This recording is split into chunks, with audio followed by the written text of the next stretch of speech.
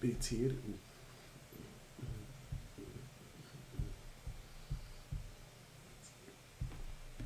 On a geological expedition to Mars. Upon observation and analysis of this, they established an outpost and extracted argent plasma from this fracture to solve an energy crisis that planet Earth was going through. Over time, they explored the fracture and learned of the hellish realm within, where they took armed guards with them to fight off demons as they wandered the twisted lands. On one of these expeditions of hell, the UAC came upon the Praetor suit and a sarcophagus within Kadinga Sanctum, which they extracted and brought through the fracture to their facility on Mars.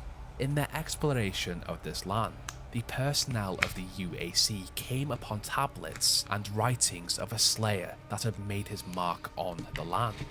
The leader of this expedition, Samuel Hayden, was actually the Seraphim who had given the Doomslayer his powers way back when Argent D'Neur fought against the demonic invasion.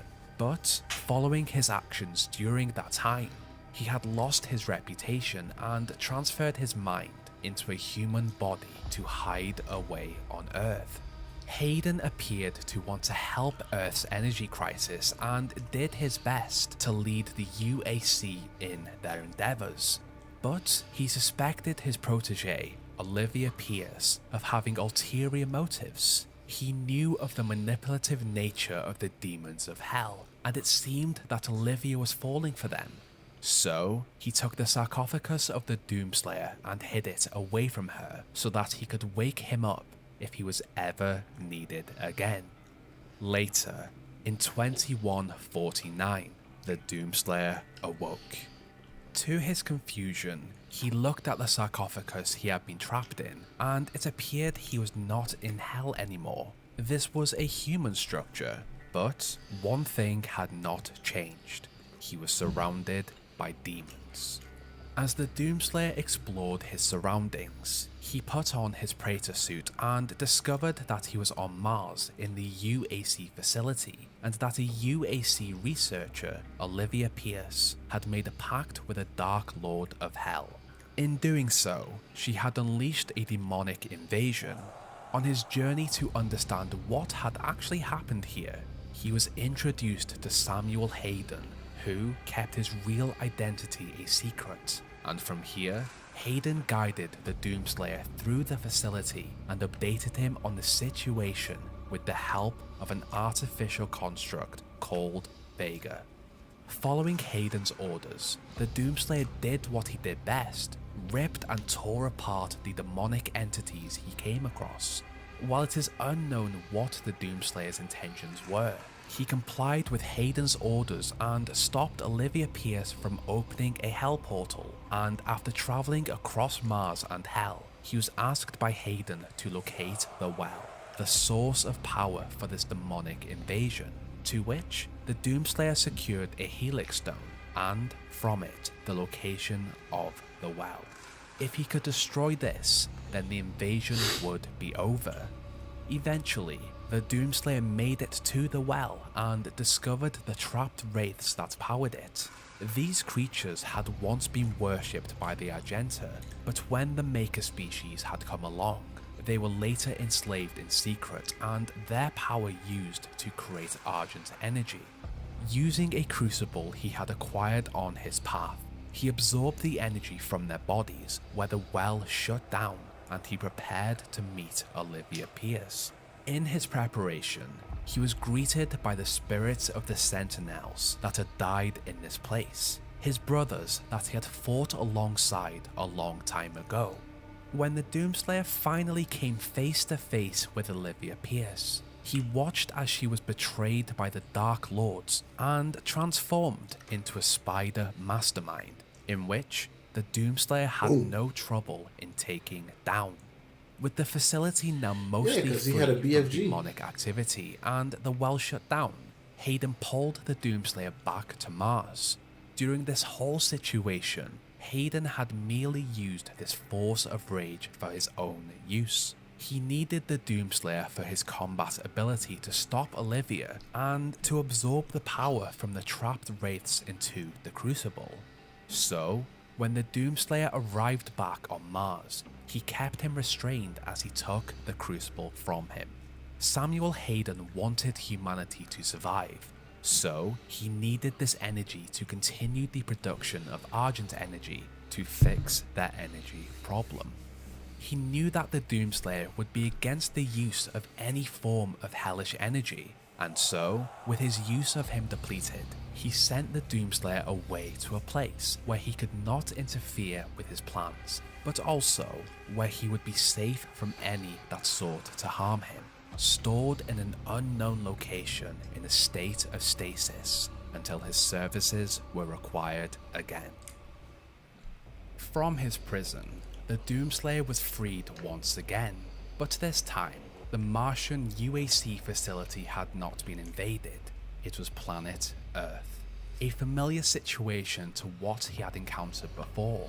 So, he got to work on finding out who was behind this invasion.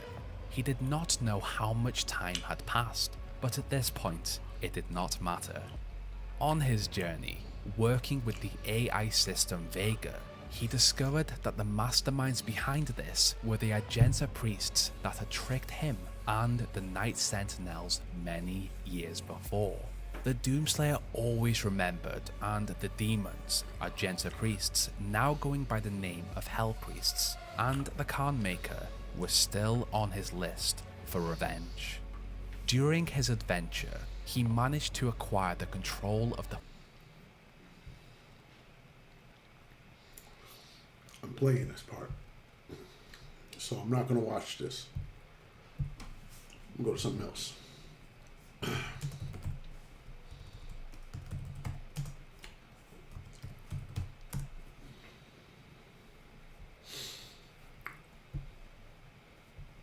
Nine Souls opens in the final chapter of its narrative. Yi, vanquished and left for dead by his old master, follows the dangerous, self-destructive path of vengeance. He will not rest until those who have wronged him feel his blade. But Yi's story is a small slice of a great epic that can be traced back millennia and light years. One that sees civilization crumble, hope born from desperation, and an attempt to unite science and spirituality. This is the story of Nine Souls Explained. An apology in advance that many of the words and names are in a language unfamiliar to me. I'll try my best, but likely mispronounce several. Another.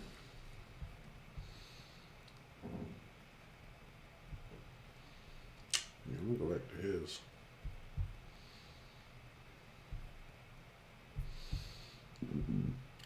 Excuse me. Nine Souls opens in the across all islands and land masses.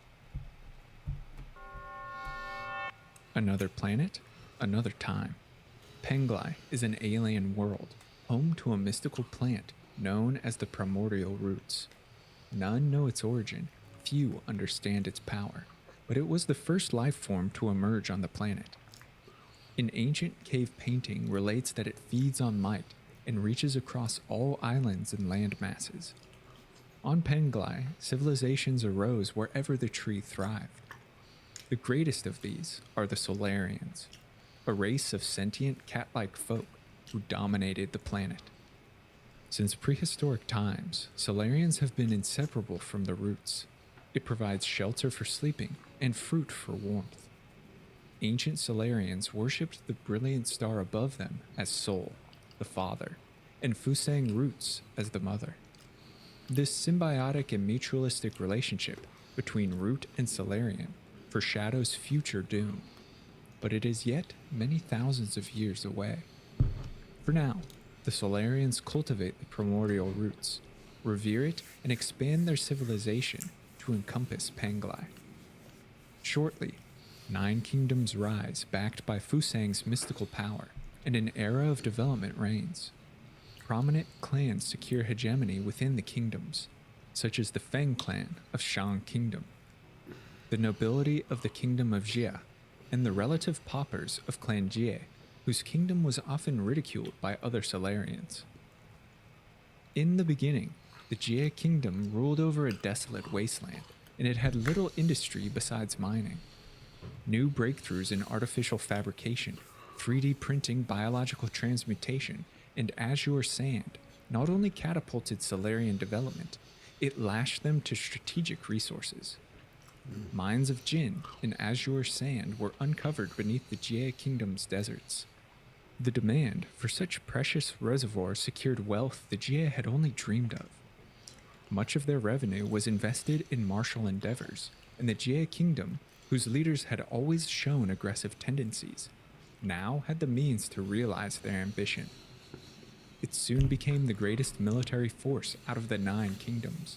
The disdain which others had held for them was now returned 100-fold, and the Jia emperor declared war on his enemies. This plunged all of Penglai into an age of tumult and violence, known as the Turbulent Era. The Jia kingdom perfected genetic and biologic transmutation, culminating in the creation of the Jiangxi soldiers. Brain modifications removed any self-consciousness, and pre-programmed talismans helped reduce the need for training. Jiangxi did not feel pain, could not feel fear, and never deserted.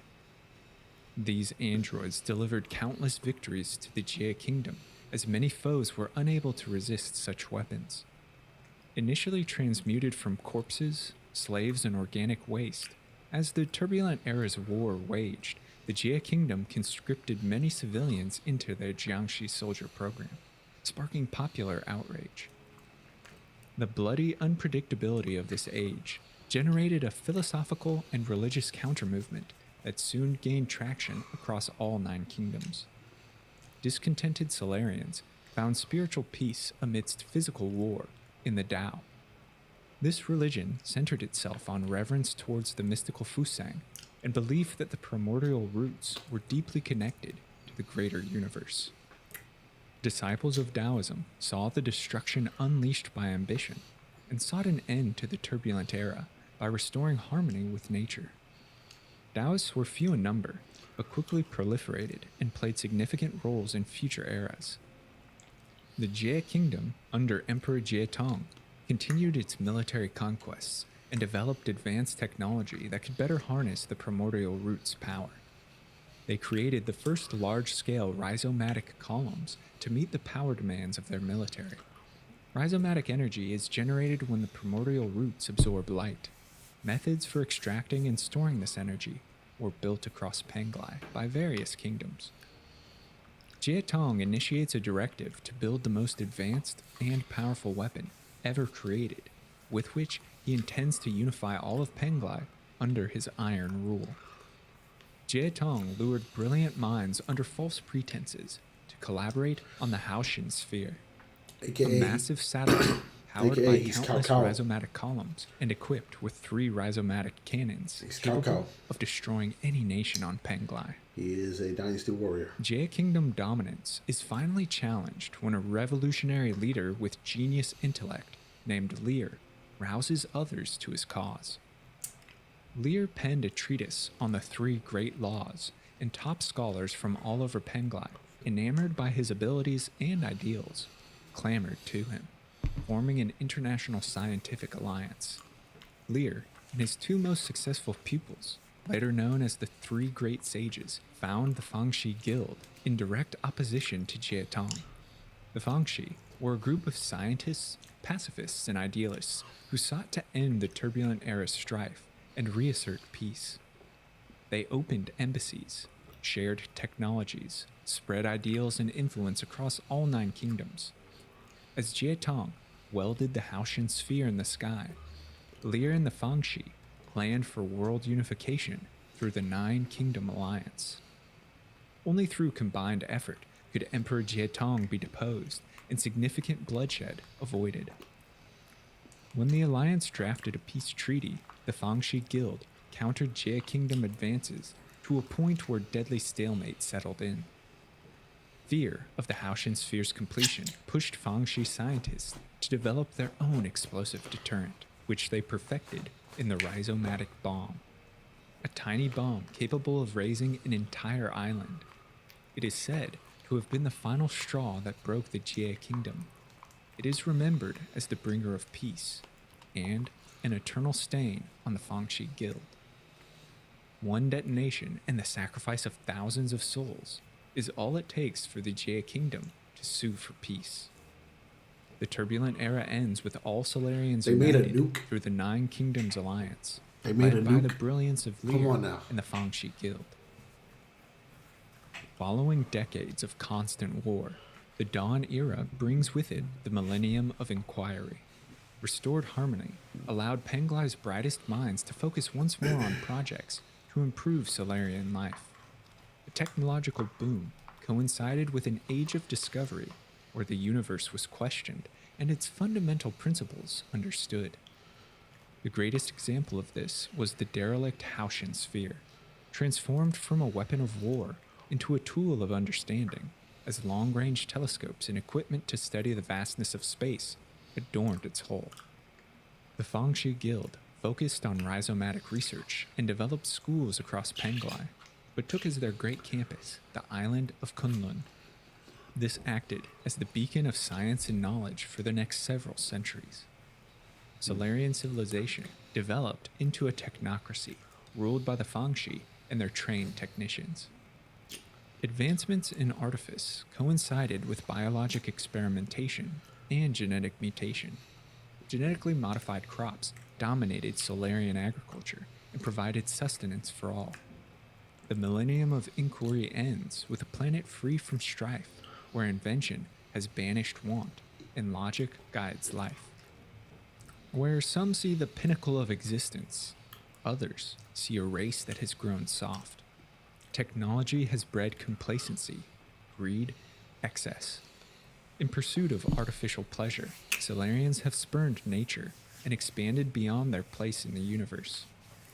Those disillusioned by the promise of science find solace in Taoism that has survived in the margin of Solarian psyche. A reversion towards simplicity grips the kingdoms, and the decadence of the Dawn era is curbed by temperance. Taoism gains its most significant disciple in Lear, the great founder of the Fangxi Guild.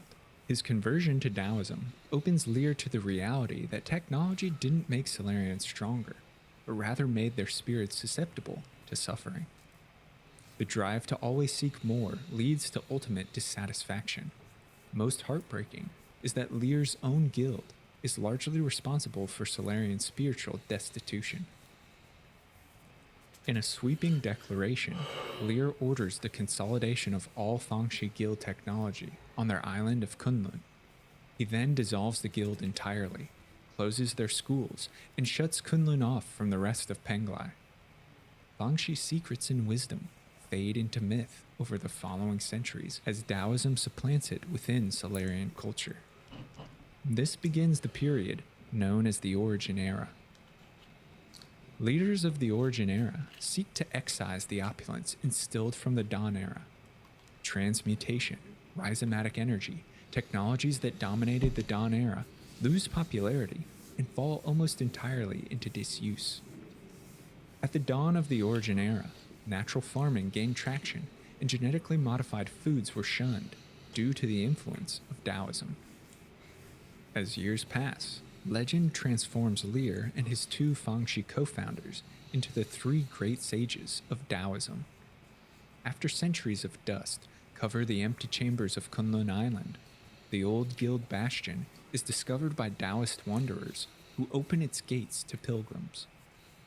When Taoism reached peak popularity, Kunlun once again became a holy site as the object of worship shifted from Fusang to Lear, and he is believed to have been a spiritual prophet. The grotto that holds his tomb quickly becomes a shrine, and many devout Taoists gathered in the caves and helped create the grotto seen today. But time is a wheel that spins in constant cycle, and Taoist dominance spawns its own generation of disaffected Solarians. They view spirituality as nothing more than superstition. They look fondly to the past age of technology, where reason prevailed and science ruled undisputed. These Solarian futurists believe ignorance in the guise of religious dogma has infected Penglai, and they wish to discard it. secret scientific organizations spring up across the kingdoms, as do a network of underground experimenters. Among them is a particularly brilliant and ambitious Solarian named Agon. Not only is she a futurist, but she believes the greatest achievement science can unlock is transcendence of the Solarian race above disease, disaster, and even death. Spurred by legends of the Kunlun Immortal and visions of glory, Agon establishes the Tiandao Research Institute to experiment in many different scientific fields, including immortality. This organization operated in secret for many years, unable to show itself to a Taoist-dominated public. In Origin Era year 434, scientific breakthrough stalls, and under pressure from her own council, Aigong dedicates her entire existence to the pursuit of immortality. The primordial root Fusang might hold secrets within its cells. A decade of research yields a startling discovery.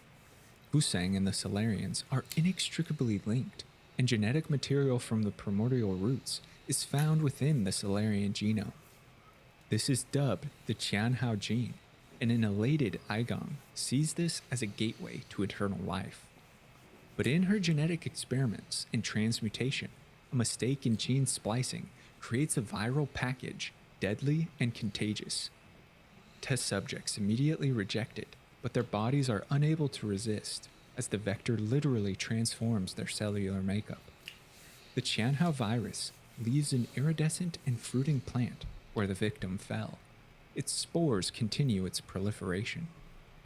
Aigong's hubris leads to catastrophe for all Solarians as a pandemic surges across Penglai.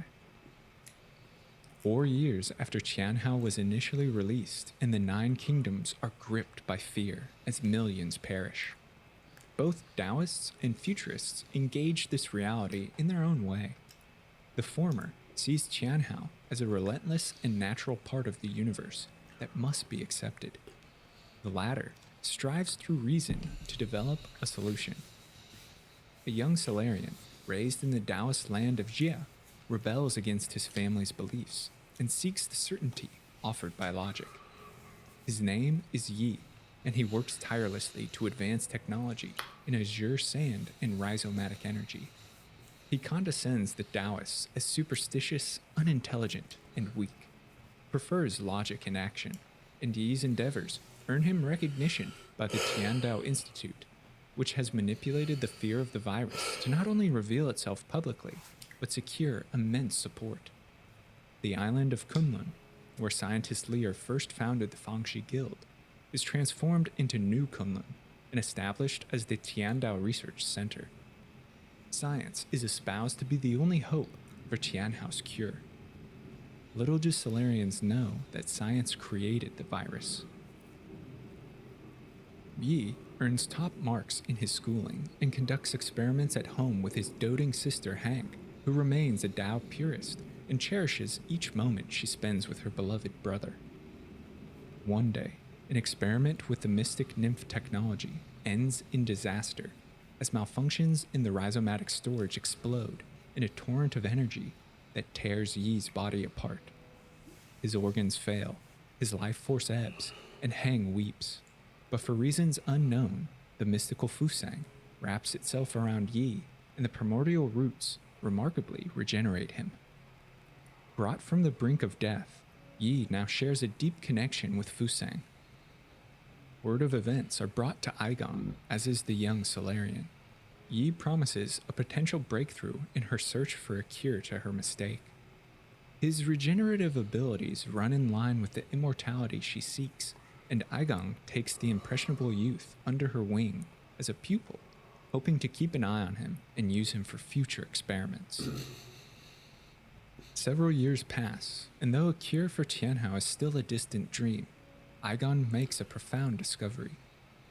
When the Tianhao gene is separated from a Solarian embryo, the resultant individual isn't Solarian at all, but rather a creature with the lifespan and intelligence of a common house cat.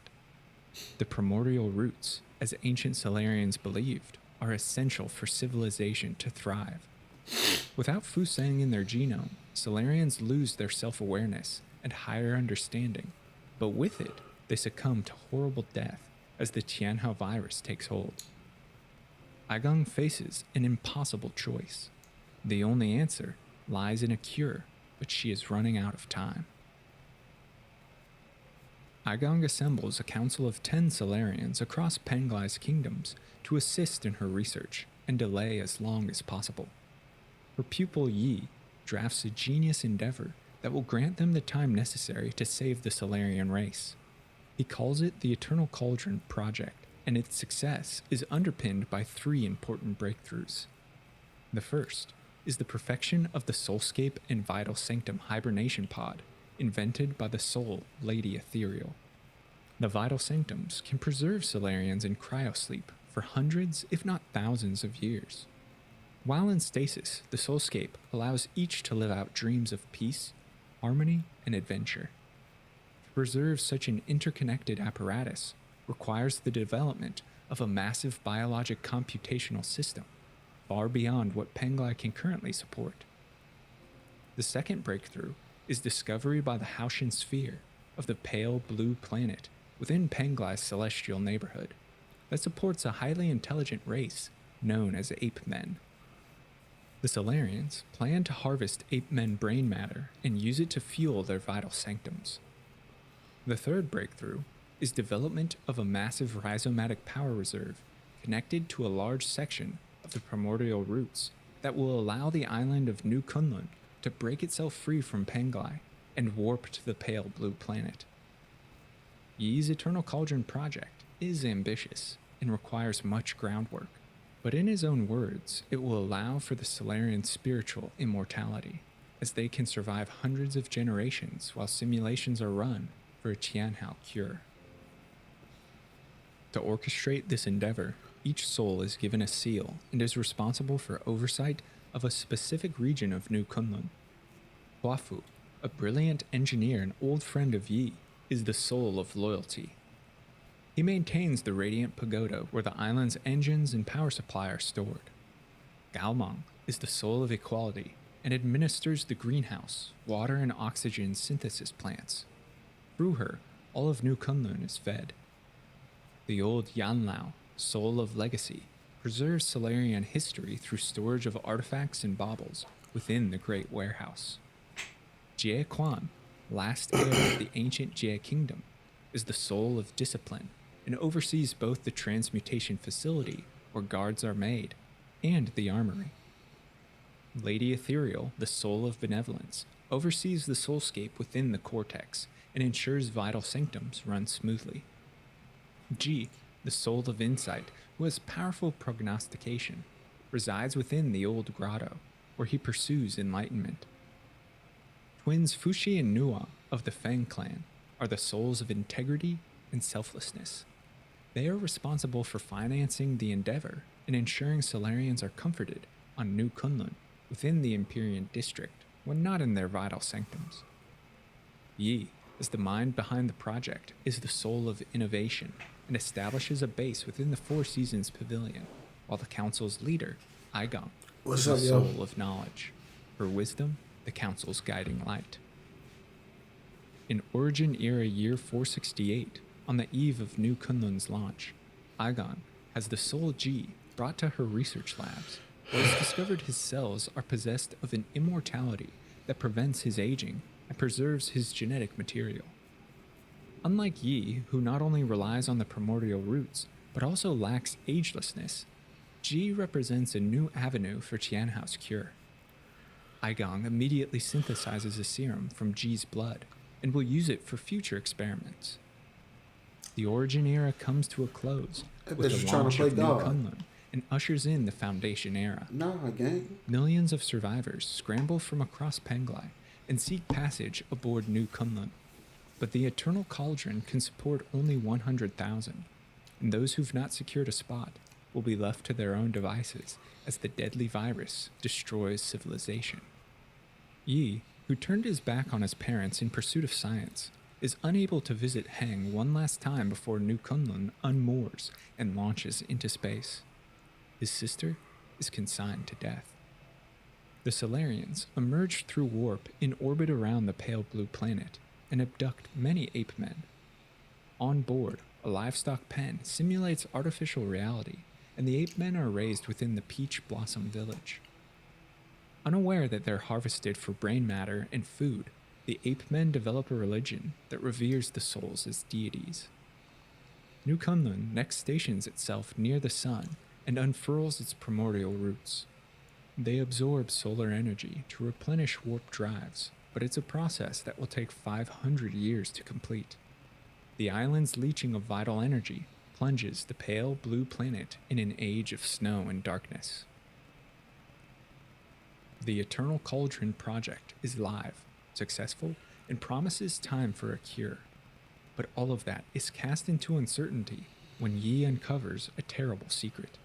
Yep. He finds evidence of Aigong's responsibility for the Tianhao outbreak, that her reach for immortality damned the entire race, and that she is complicit in the death of Yi's parents, his sister, and countless other Solarians.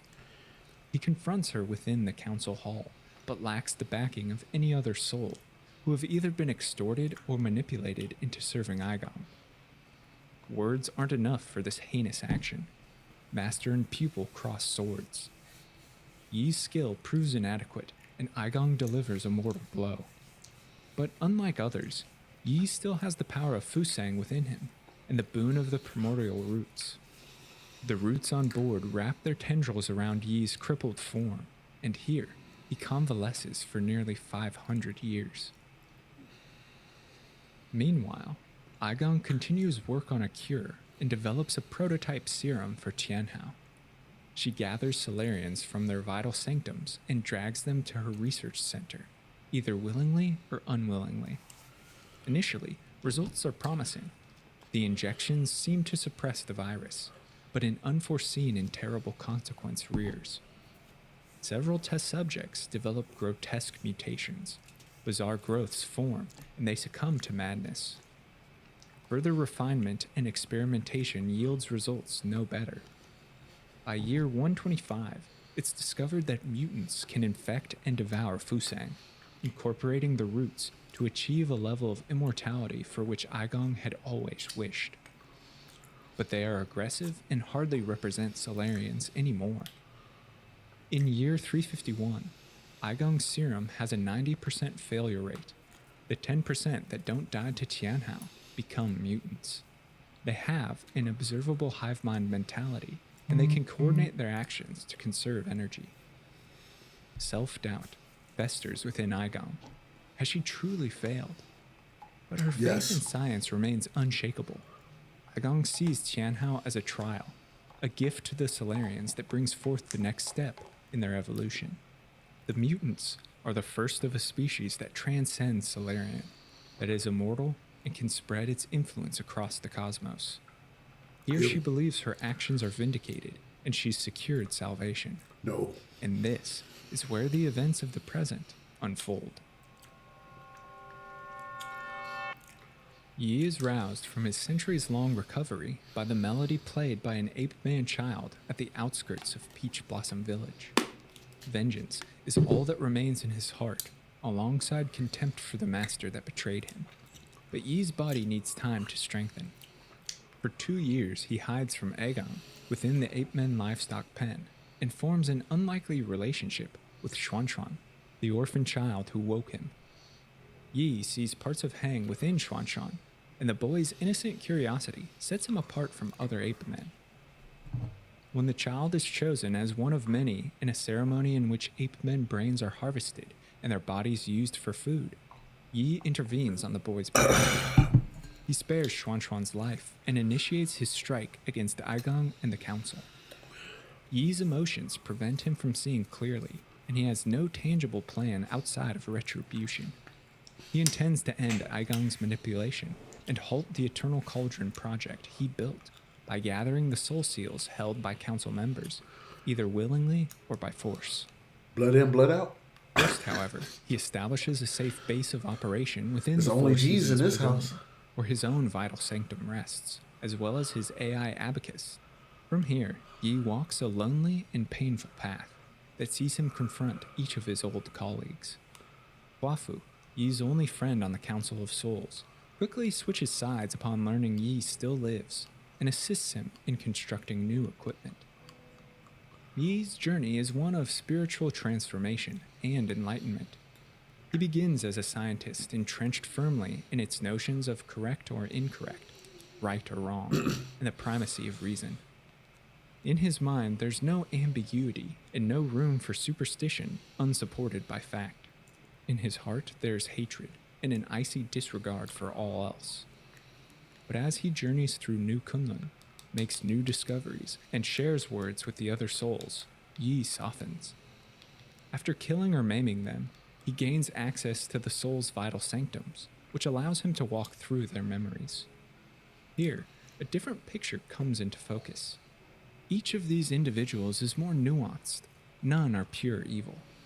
They made mistakes, yes, but they had compelling reasons to continue the Eternal Cauldron project. They were cajoled by Aigong into following her plans, no matter the risks. We see this especially with Lady Ethereal's soulscape system, which led to disconnect with reality, mental instability, depression, and suicidal or homicidal ideation. Aigong swept all under the rug to continue the project. In this light, Yi develops empathy, or at least some sympathy, for the other souls, and his own scientific ideals are challenged by the ape men Xuan and Shenong, the village pariah. Xuan's inquisitive nature leads Yi to question reason and open himself up to spirituality, faith, superstition. The three share stories and form strong bonds of compassion for one another, as guilt for his role in ape men harvesting festers. This coincides with journeys into an ethereal dreamscape, strengthened by his body's connection to Fusang, where Yi converses with the spirit of the ancient Taoist sage Lear, learning Fangxi arts and broadening his perspective. As Yi dispatches the other 9 souls, he learns the Eternal Cauldron isn't operating as intended.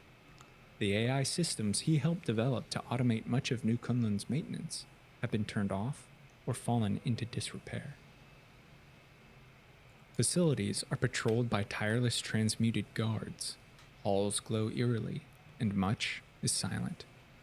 But it's after gaining access to the Empyrean district that Yi feels something terrible has overcome New Kunlun. This district, overseen by the Fang Clan twins, was intended to be the primary living and recreation quarters for Solarians. Bulletin notices warn that the Empyrean's water supply was somehow contaminated, and the district is overgrown with strange regenerative goop studded with crystal spikes. Dead Solarians litter large areas, and strange creatures, nearly impossible to kill, rampage through the cabins.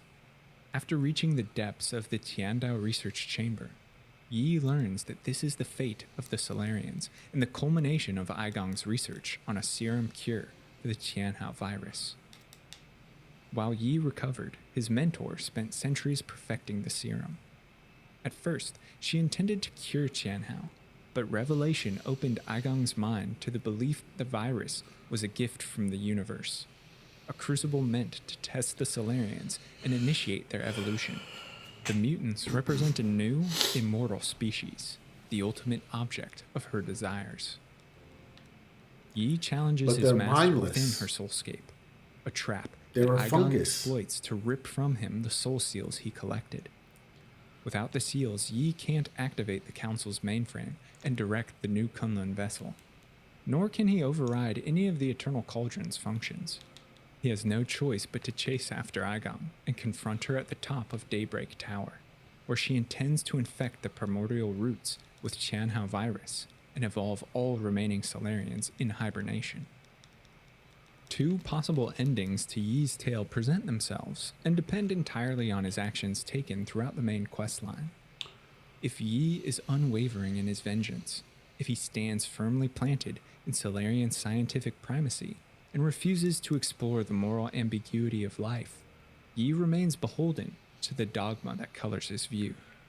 He continues to see things in black and white. He doesn't open himself up to Taoist belief, and he can't let go of his past. He attempts to atone for the 9 Souls' sins and save the Solarian race. After defeating his mentor Aigong, Yi uses the soul seals to initiate a warp voyage of the island superstructure to return to Penglai. Here, he continues his mentor's work. Tianhao still threatens the Solarians, as does Aigong's mutating cure. Yi stands at a crossroads. He can maintain the living Solarians within their soulscape dreams, while he works to perfect a true cure. Or, he can administer Aigong's serum and evolve the Solarians. A virtual existence where each is forever locked in their own mind, or the end of the species and transcendence to a new breed. It is the choice that burdens Yi as he contemplates his decision. This ending denies the natural course of Solarian decline. Yi strives to keep the race alive, which can be seen as conflicting with the Tao. If, however, Yi challenges his perceptions and opens both heart and mind to vulnerability, he undergoes significant character transformation. The haze of revenge clears as Yi interacts with the ape men Xuan and Shenong, his friend the soul Kwafu, and the ancient android weapon Chiyu. He saves the Peach Blossom village and allows their escape to the pale blue planet while he confronts his master. Aigong refuses to accept defeat. Obsessed with achieving immortality and forever afraid to lose the sentience tied to Tianhao, she instead infects the Fusang tree. Its rhizomatic roots erupt across New Kunlun in bright magenta and spread across the superstructure. For Yi, this represents an unnatural, terrible fate for his race. He believes now that Solarians have artificially outlived their universal lifespan, that to continue goes against the natural order and leads to a future of pain and hopelessness. He takes it upon himself to end his species and grant them peaceful oblivion. Armed with the rhizomatic bomb, Yi ignites New Kunlun, destroys the superstructure, and erases Solarians from the histories. Yi's sacrifice saves the ape men and the pale blue planet itself. New Kunlun had been leeching the sun's heat, which plunged the planet into an age of snow. The sun's warmth is restored, and light shines brilliantly on a thawing planet. The death of the Solarians allows the ape men of Earth to thrive. One species declines as another rises, and the cycle of life and death continues in universal harmony. Many consider this the true ending, as it offers closure to Yi's tale and highlights his character's transformation. Sounds about right. Not only that, I mean, you but it gotta lays the die. foundation for humanity's rise on Earth and gives evidence beyond all doubt that cats are indeed aliens. Several thematic and philosophical elements are woven into the Nine Souls narrative, and the game draws large inspiration from Eastern mythology and spiritualism. The first and most obvious is Taoism. Many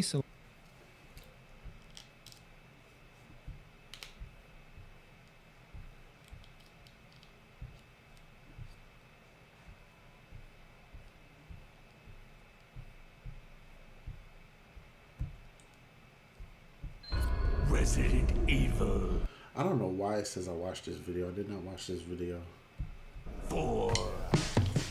Welcome to Mojo Plays, and ooh boy am I excited for the next Resident Evil game. With the series changing Love so you. frequently, there is an endless list of game mechanics that have been tested and implemented across the series. With this list in front of us, let's take a look at 10 things we want to see in the next Resident Evil game. Let's go. Before we continue, we publish content all week long, so be sure to subscribe and ring Do the that. bell to get notified Do of that. our latest videos. Say Resident Evil when you press start. Yeah, bring that back. Bring that back. Why they get rid of that? Bring that Admittedly, this back. first entry is a little bit of a meme, but that doesn't mean it's not as serious as any of the other entries. Nah, we love that. One of Bring the that back. easiest ways to set the tone of RE9 would be to have a voice actor confidently deliver the game's title when the player starts it up. Resident Evil. It was a staple in previous Resident Evil games, and its absence has been sorely missed by fans. Yeah, Simple yet I miss it. impactful, it instantly signals to both I know, I longtime miss it. fans I and don't know about newcomers anybody that else, they're but I about to miss it. play a Resident Evil game. I still say it frequently just to myself, to the point where my landlord said resident, and in a beautiful display of word association, I said Resident Evil. Thank God I still have a home. Resident Evil 4. Bring back ink ribbons.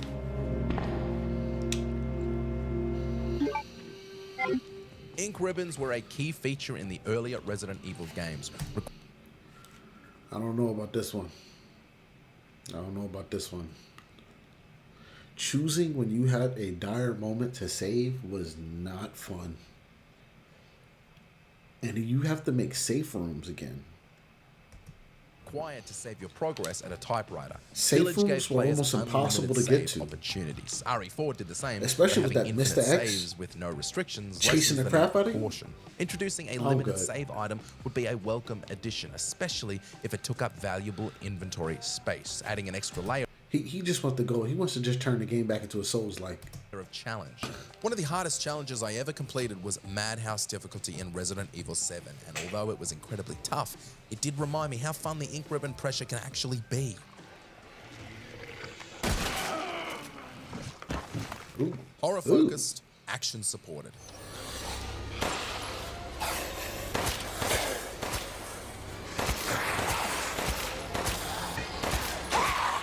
Village was Balance between scary. horror and action has Village long was been scary. debated in the Resident Evil series. Some players love the original trilogy, while others yearn for the action of RE4 and 5.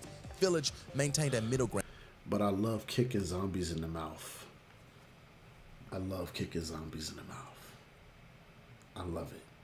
but never quite matched the sheer terror of the Baker House in RE7.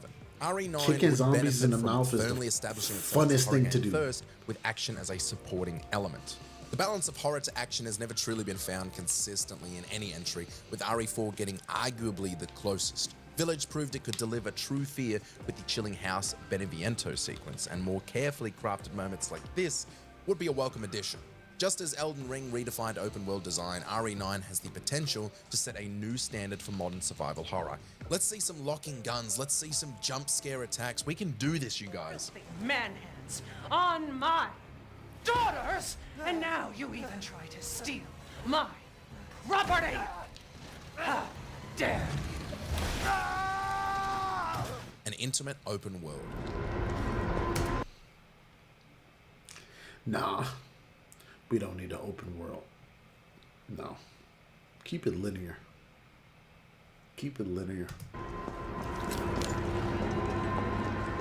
Resident Evil 9 presents the perfect opportunity for the series to embrace true open world design. Village already laid the groundwork with its central hub, allowing players to revisit and unlock new areas as they progressed. This design I guess felt that was daunting open world. at first, I but wouldn't- after some I wouldn't time, say players that were was endeared open to world, it though. and saw the benefit of this choice to the tone of I the would game say that's more of overall. like a- Expanding this into a fully explorable You keep coming open back to the world same horror house. experience could inject fresh life into the franchise and prevent this installment from feeling like a rinse and repeat of 7 and 8, a challenge Resident Evil That's true. faced before. This kind of open-ended horror hasn't been explored in depth since The Evil Within 2, and if anyone can take a beloved series and try something new with it, They it's just Capcom. had to bring up this part. They just had to bring up this part. Limited inventory.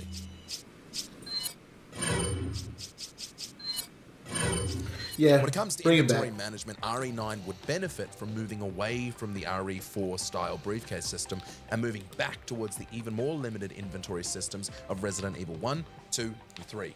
A key aspect of survival horror is forcing players to make tough choices. Do you carry extra ammo or much needed healing items? The tension of exploring a hostile, decayed environment do you learn how to filled with dodge? terrifying bioweapons is diminished when you can you stockpile learn an how to arsenal of dodge? bullets and enough healing items to shrug off every attack.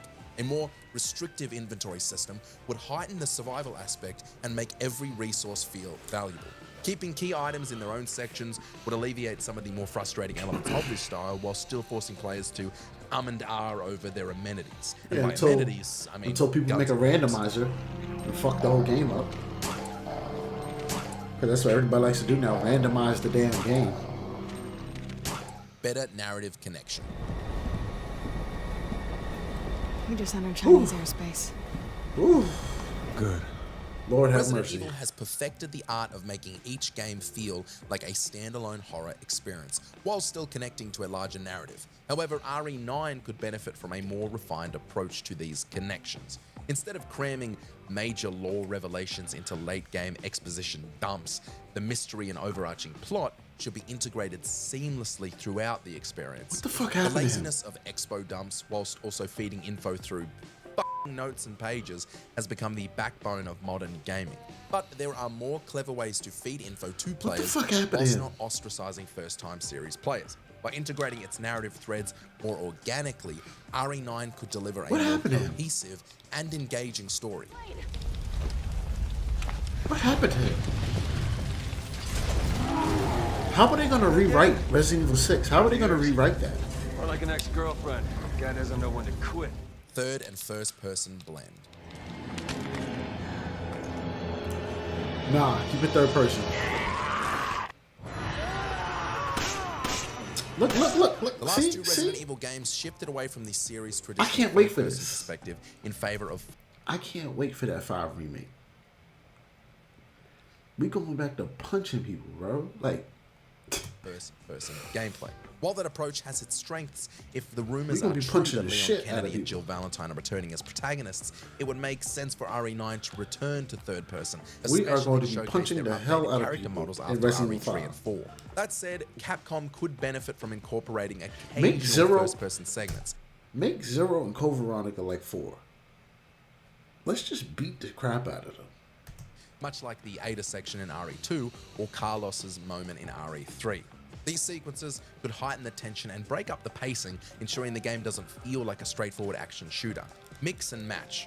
Realistically, I think they're going to probably round out their third trilogy as another first-person entry, but as we've seen with the Village DLC, third person is very possible.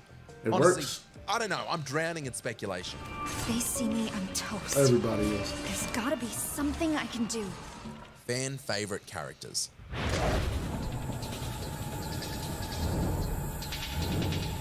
Knife.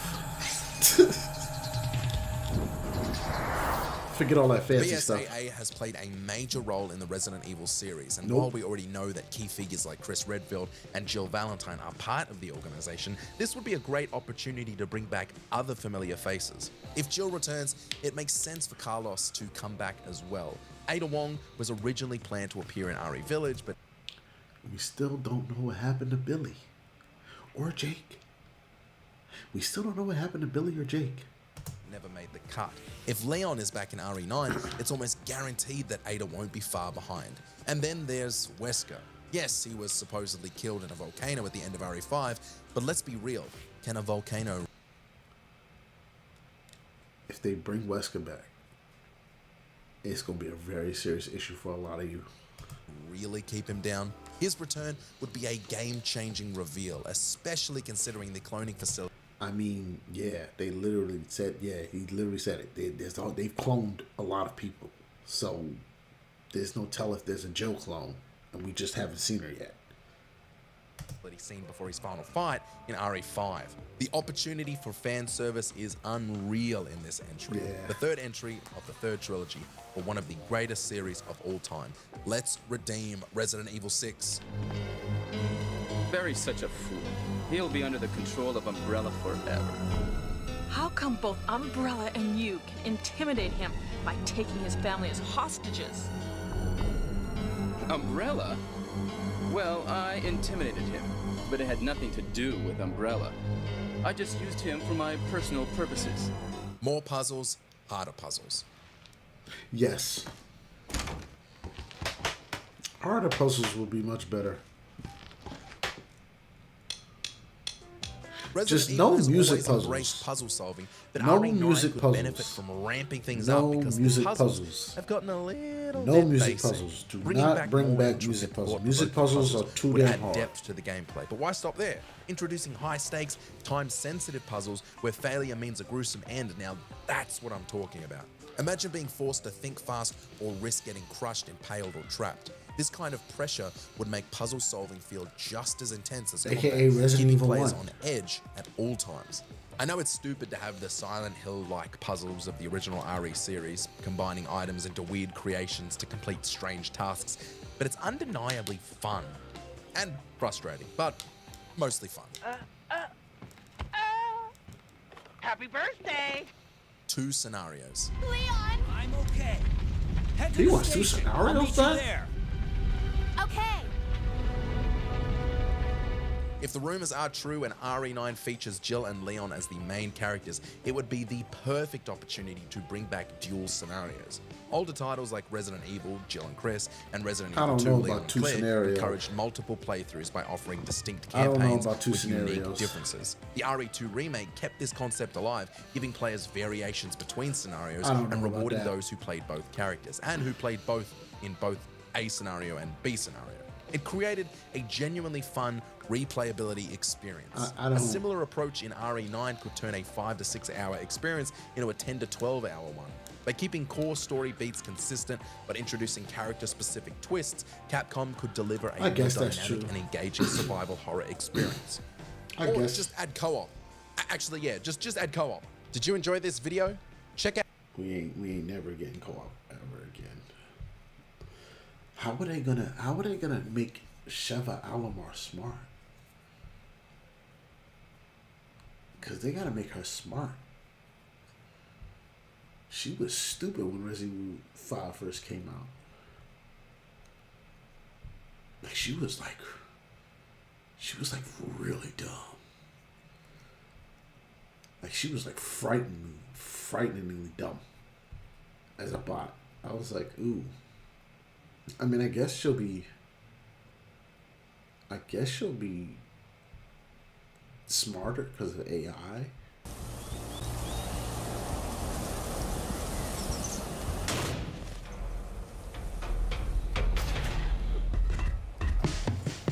Welcome to Mojo Plays, and today we definitely didn't see that coming. These are the 20 single-player games with the best endings. A story is only as good as its ending. Wrap up good and send us home on a good note. Let's do it. Before we continue, we publish content all week long, so be sure to subscribe and ring the bell to get notified of our latest videos. The Witcher 3 Wild Hunt.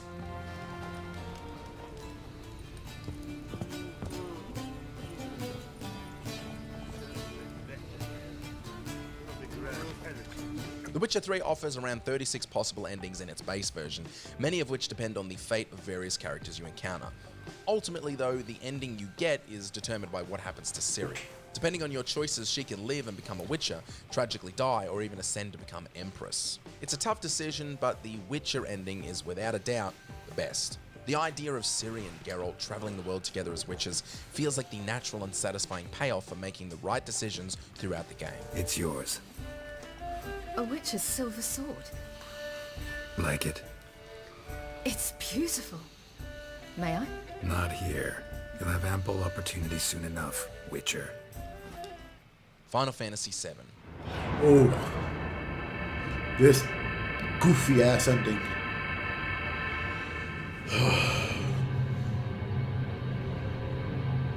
The ending of Final Fantasy VII on the PS1 is a powerful, bittersweet conclusion to Cloud's journey.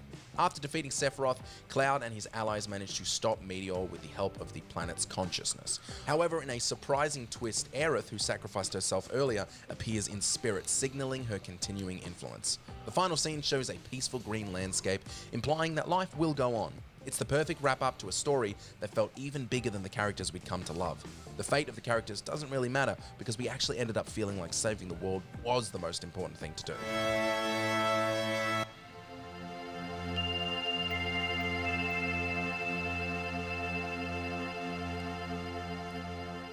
Y'all lost. Earthbound. This damn thing. In Earthbound, the climactic battle against the entity Gygus requires the player to repeatedly use a party member's prayer ability to summon the goodwill of all the people the heroes help throughout their journey. This goodwill is then turned into powerful attacks to defeat Gygus, easily an epic moment even without what follows. After the battle, the player is returned to their world where they walk through familiar locations reflecting on the good they've done, saying farewell to friends, and finally heading home.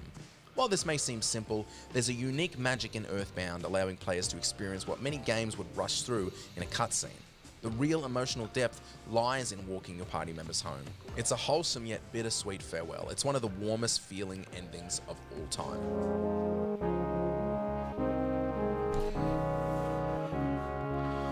And it didn't make no damn sense. That's why we didn't get the other ones. Halo Reach. Oh. Y'all didn't get that ending?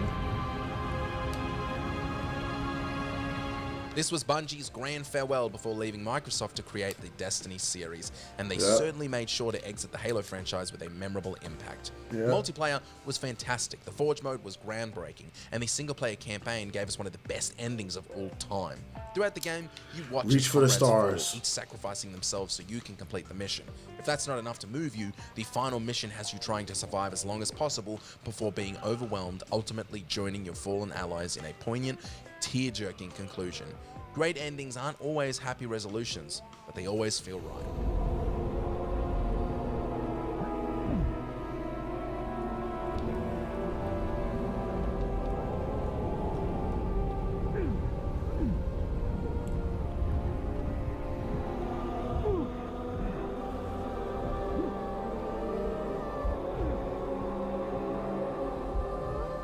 Call of Duty 4 Modern Warfare.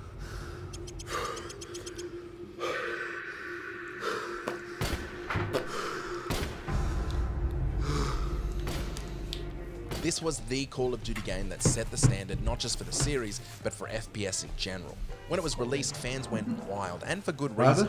The game delivered some of the most innovative multiplayer experiences at the time, while also providing a single-player campaign that left a lasting impact. The single player was packed with unforgettable moments, but the ending stands out as one of my all-time favorites. It features Captain Price tossing you a Desert Eagle in slow motion, setting you up to take down the enemies in style. It's an iconic moment that dropped jaws way back in 2007, and hopefully right now as I show you guys this clip.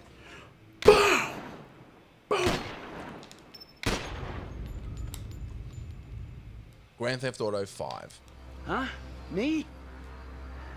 I ain't been nothing but straight and true with you. I'm sorry, man. Yeah, you have been true with me, but the truth ain't what I'm interested in. Grand Theft Auto 5 features multiple endings, but the general consensus is that each one offers a satisfying conclusion for the characters. Most of the endings present a bittersweet farewell, with Franklin able to betray one of his partners, leading to their downfall. However, the game truly stands out with the choices it offers for completing the story. For the best possible outcome, you can team up with Trevor and Michael, ensuring that all three make it out alive and intact, preserving the bond between the characters until the very end. The final scene offers a calm, soft-smiled wrap-up in one of the craziest plots ever written or played.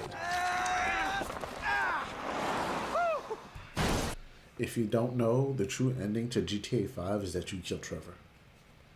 That's the real ending. If y'all didn't know, that's the real ending. The real ending is Trevor dies.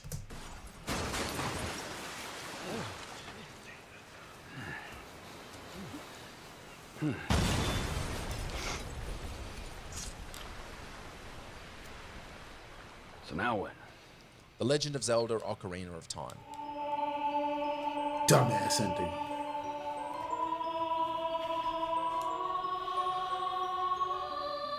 Dumbass ending. Another ending that was so stupid. While it's only 14 on our list, it's undeniable that Ocarina of Time boasts one of the most legendary endings in gaming history. The game only improves with time, and both its conclusion and overall experience have remained timeless year after year, which is wild, because it truly doesn't excel visually, but it's just so goddamn good. It's as though the game had a budget of a blockbuster movie with its epic scale and flawless execution. After defeating Ganon in his final form, Link is able to restore peace to Hyrule. Yay, good guys win. Zelda, who aided Link throughout their journey, returns to her royal duties, and Link is given a farewell as he prepares to return to his childhood. Everything is as it was, and our hearts feel warm.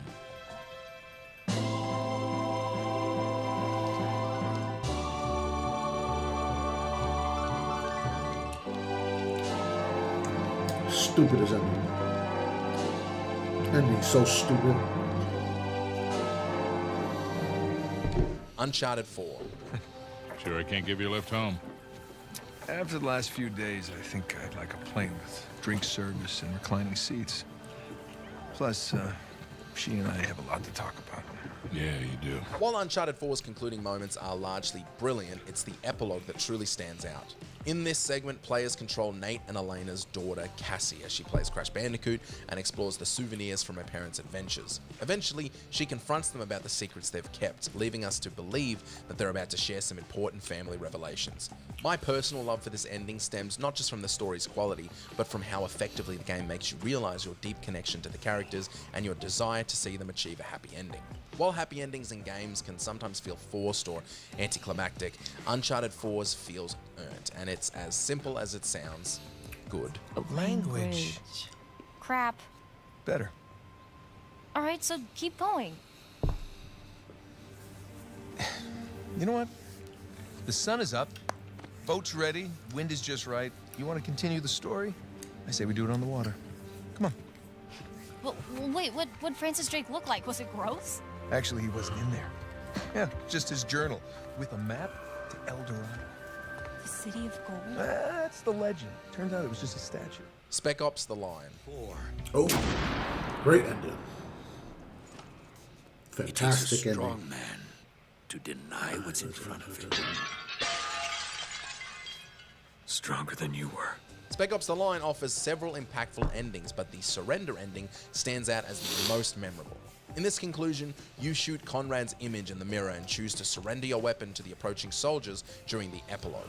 One soldier asks Walker how he survived, to which Walker responds, "Who said I did?" Some players dislike this ending, believing it implies that much of the game's events were just a dream or a hallucination. However, this seems like an oversimplified interpretation. To some, the ending highlights the connection between the atrocities Walker committed and the mental trauma that caused him to hallucinate as a way of coping. Dark, deep, up for interpretation. You don't mind me asking, what was it like? How'd you survive all this? Who said I did?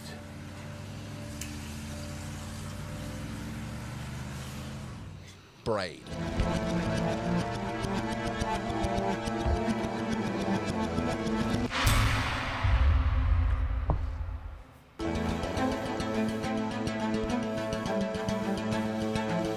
Throughout much of Braid, you're led to believe your character is a simple hero trying to rescue a princess from a monster.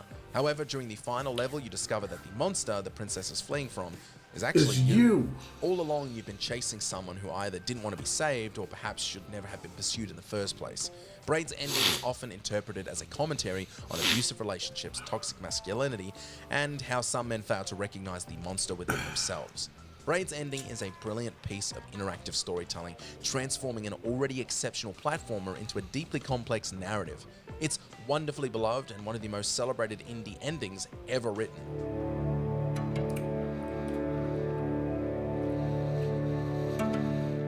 God of War. Look!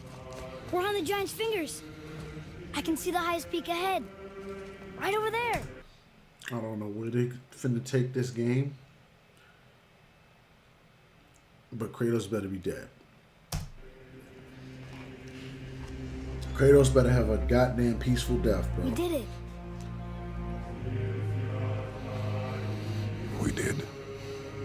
The 2018 soft reboot of God of War took bold risks by altering this series' formula, but it very much paid off, becoming one of the most acclaimed games of all time. A key factor in its success was its incredible story.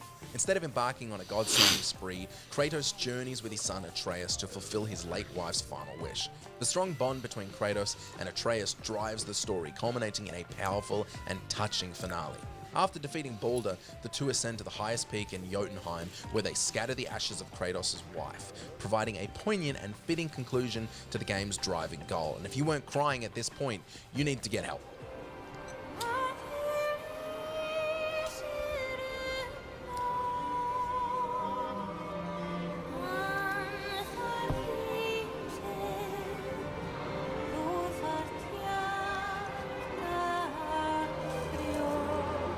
Shadow of the Colossus.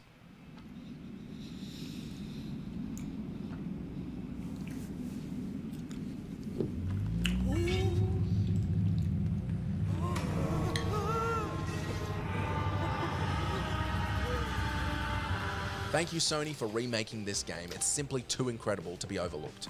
While there are plenty of video game endings that feel heart-wrenching, none compared to the conclusion of Shadow of the Colossus, which achieved this through incredibly limited dialogue and a fictional language for the voice acting.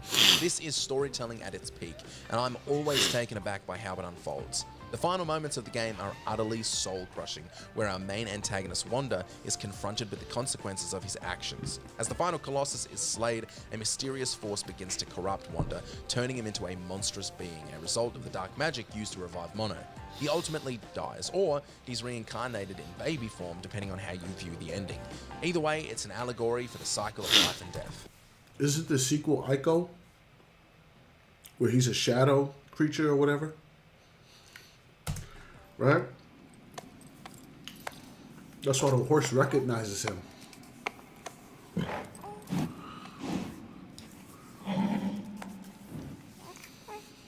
He has a horn, yeah. Ico. Metal Gear Solid 3 Snake Eater. It's called Delta now. Get it right. It's called Delta.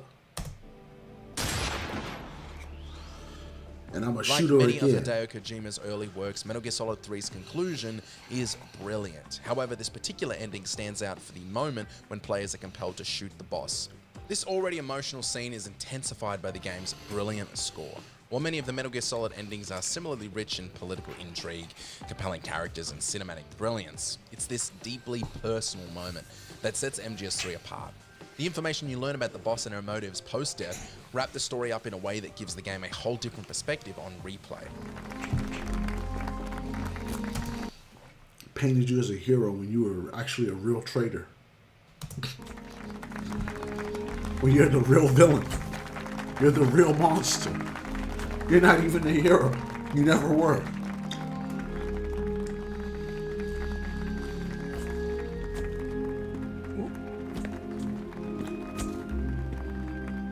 Batman Arkham City. Confusing, isn't it? I know I'd want to know just what the hell is going on if I were you. Let's just say, at times like these, it's important to keep up appearances. Appearances. Arkham City's gripping finale reveals that Clayface has been masquerading as a healthy Joker all along, while the real Joker, gravely ill, has been searching for a Lazarus pit. During a confrontation with Batman, Joker accidentally destroys the antidote he desperately needed. Batman, though willing to let him use it, realizes it's too late. The Joker dies and Batman carries his lifeless body through Arkham City before vanishing into the night. While many stories explore Batman and the Joker's complicated bond, this ending uniquely delves into Batman's internal struggle, showing why he can't simply let the Joker die. No.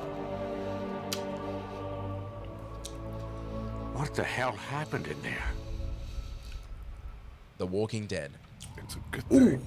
Lee, they're dead. They really are. You're gonna be sad for a very long time. But you know what happened to them. When we get you somewhere safe, and just let it all out. Okay. Okay. After a twisting, chaos-driven narrative, The Walking Dead Season 1 ends with Lee dying in Clementine's arms. While the player decides whether Clementine should end Lee's life before he turns, the damage is done regardless. Clementine loses her father figure and Lee won't live to help her find peace or happiness. It's easy to craft an emotional ending, but The Walking Dead creates one that feels more earned than most. By the end, you'll likely cry, but you'll also feel left grappling with the exact same questions as Lee and Clementine. What could have been done differently, and what comes next? Nothing. It's cruel that despite all the choices made, there's nothing that guarantees a happier ending for them, or for you.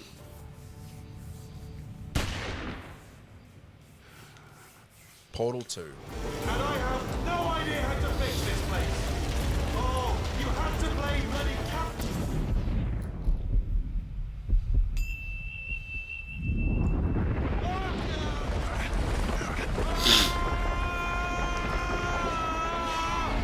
Space! The final moments of Portal 2 see Shell launch a portal to the moon, taking the corrupt Wheatley with her. I have to wash over this moment because I have a word limit, but Jesus, it's a cool moment. In the ensuing struggle, GLaDOS regains control of the facility just in time to send Wheatley into space and rescue Shell. GLaDOS explains that they've learned the value of humanity and have decided to set Shell free. Shell is then sent on an elevator ride out of the facility accompanied by a chorus of attack drones performing a symphony in her honor. She steps out into a vast wheat field, and as the screen glitches, she sees a battered companion cube emerge from the escape hatch. While the ending of Portal 2 is open to interpretation, with hints that things may not be as peaceful or real as they appear, it works as a feel-good conclusion that leaves you with a sense of haunting beauty. Something feels off, but something also feels right.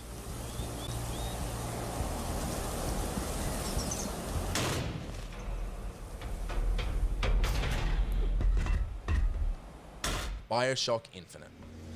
Look, you can... Oh, that ending. Oh, this ending. Oh, this ending still hurts. use the songbird to bring the whole damn thing down. Destroy the siphon. And that's what you want. It's the only way we'll find the truth. This key phrase has come to define BioShock Infinite's ending. There's always a lighthouse, there's always a man, there's always a city. For every seemingly straightforward meta-based twist, the ending raises even more questions. What was the true purpose of your mission? And what version of the mission are you? Is there a more important version than yours in this weird multiverse world? While BioShock is famous for its Would You Kindly twist, BioShock Infinite presents a more intriguing version of this concept. It's borderline impossible to detail the ending, you simply have to experience. You just find out that you're not the real main character. She's the main character. You're in her story. Damn good. To your credit, you did try to weasel out of the deal. This is all Comstock's fault. What if I went back? Killed him before he did any of this? Things get set in motion. How would one know how far back to go? That's the only way to do it. Go back to when he was born, and I'll smother this son of a bitch in his crib. Red Dead Redemption. Promise me. Who is it, Pa? It's just some old friends. Me and Uncle take care of it. And you go inside and you keep the doors and the windows locked. I hear you. Then run! Yeah, run, boy! In Red Dead Redemption, after all you've been through, you finally reunite with your family and even take part in a few homestead missions that let you reconnect with your wife and son. This seemingly peaceful life is abruptly interrupted when Edgar Ross returns with his posse, determined to bring John Marston to justice. Despite a unique interactive standoff sequence where you can take down a few of Ross's men, survival isn't an option, and in a powerful epilogue, you control an older Jack Marston who tracks down Ross and kills him in revenge for his father. Although the events leading up to the ending, and even the ending itself in Red Dead Redemption 2 is also epic, this game set up the themes that made that ending possible and feels like the conclusion to both games, as the second serves as a prequel.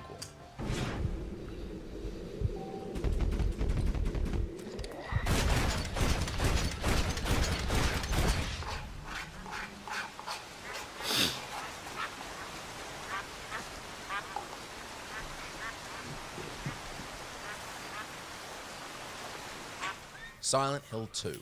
Wrong again. Mary's dead. You killed her. For this man smothered his wife in the hospital bed. entry, I'm looking at String the 'em up. Water ending. Like many of Silent Hill 2's endings, In Water explores the idea that protagonist James Sunderland's journey through Silent Hill represents guilt over his wife's death. What distinguishes In Water from the other endings is that it suggests James drowns himself to reunite with his wife and complete his quest for punishment and redemption. While one could make a case for any of Silent Hill 2's endings being in the best, In Water feels like the most fitting choice. It aligns deeply with the game's major narrative themes and is also the ending many players will naturally encounter first. The remake also allows this ending, and it also feels as significant.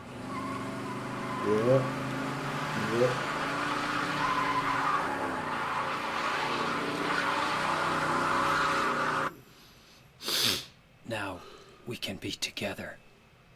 In my restless dreams, I see that town. Silent Hill. The Last of Us. Come on, baby girl. I got you. I got you. By the end of The Last of Us, Joel and Ellie have endured unimaginable horrors on their journey to the Firefly Hospital, where a potential cure for the infection that caused the apocalypse may be found. Joel soon discovers that the Fireflies believe the only way to create the cure is by killing Ellie. Unable to bear the thought of losing her, Joel kills the Firefly doctors, rescues... I guess they didn't tell you that there's only a 40% chance that they would get a cure. So someone who is immune 100% would only create a 40% cure. I think her living is kind of more important. Ellie and escapes the hospital. As they head back into the world, Ellie asks Joel to swear that there was no other way to use her to find a cure. Joel swears and Ellie quietly responds, okay. Man, boy, Jesus. This ending, accompanied by the soundtrack, leaves the player with an unbelievable cocktail of emotions. Happiness, regret, satisfaction, conflict, anger, sadness, any and all emotions you could possibly feel, and hope is not one of them. You keep finding something to fight for. Now, I know that's not what you want to hear right now. Swear to me. Swear to me that everything that you said about the Fireflies is true. I swear.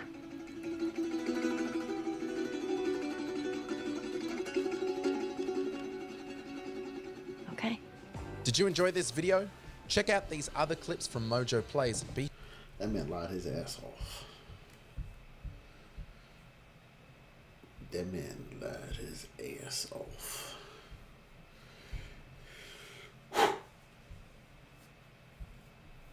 That man was lying.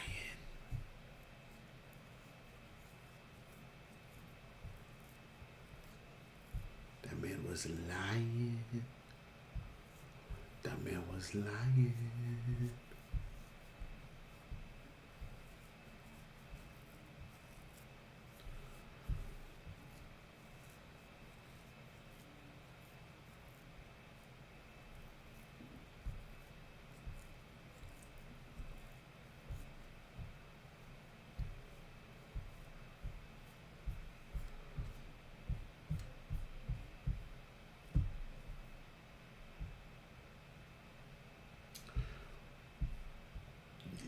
Subscriptions.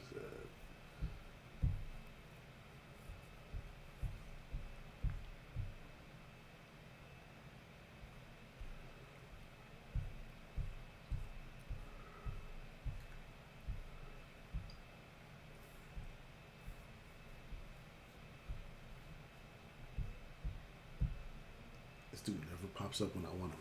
This dude never pops up when I want him. It never pops up when I need him to pop up.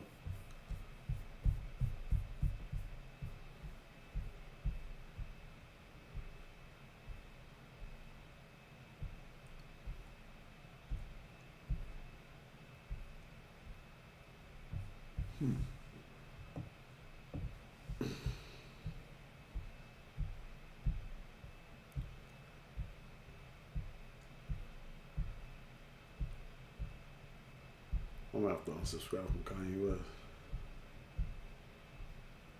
That dude is doing too damn much.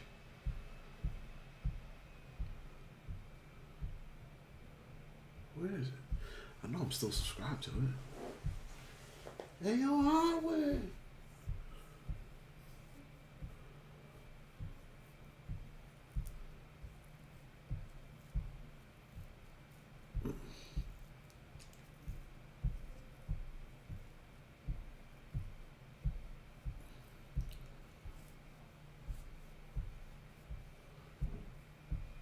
Yeah, I took a trip through my subscriptions. Where the fuck is he at? Where the fuck is he at?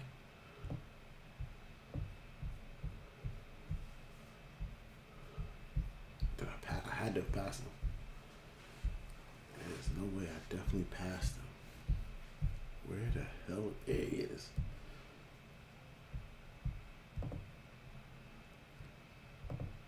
All right. Now let me say I'm the biggest hater. I hate the way that you walk, the way that you talk. So for her punishment, you think he would just ground her or spank her or something? No.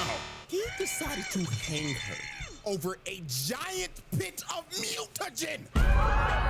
No, bro, I've seen enough. Congratulations, you 4 out of and you too, you deadbeat trifling ass son of a bitch. I finally found a worse dad than y'all, bro. Holy God. Oh, even Tiger Claw was like, my nigga, hanging your own kid is crazy, not gonna lie. Quiet, nigga. She will be perfectly fine. Isn't that right, my precious honey bun? What Shredder did that? Oh, man. All right, ladies and Oh, gentlemen, no. it is time for the final trial of the Shredder. And the last... Oh, man. TMNT is going to be in Black Ops 6. How much money you think they're going to make people pay $50 to play a Shredder? I think they're going to make people pay $50 to play a Shredder. last challenger has approached to be judged for that superb round table status. And my God, it is time for one of the greatest haters of all time. And I mean this with no exaggeration. Top 5. Damn near GOAT status if it wasn't for this. It is none other than the 2012 Shredder. So y'all already know how this goes down. The evidence is on deck and ready to be presented. So without further ado, it is time for the finale of the Shredder trials. Exhibit A. Alrighty, ladies and gentlemen, I now present to you Exhibit A, the genesis of hatred. Now, as we know with these trials, we have dealt with some crazy cases, from the mass murdering alien to the demon that rose from hell. But now we are finally dealing with the human. But that doesn't exempt him from doing some crazy ass shit, because this Shredder is known for being the hating ass nigga. Now, to understand why this man is the way he is, it only feels right to start back all the way at the beginning. So many years ago, the Foot Clan got completely washed by the Hamato clan, and their leader, Oroku Kaiji, was killed.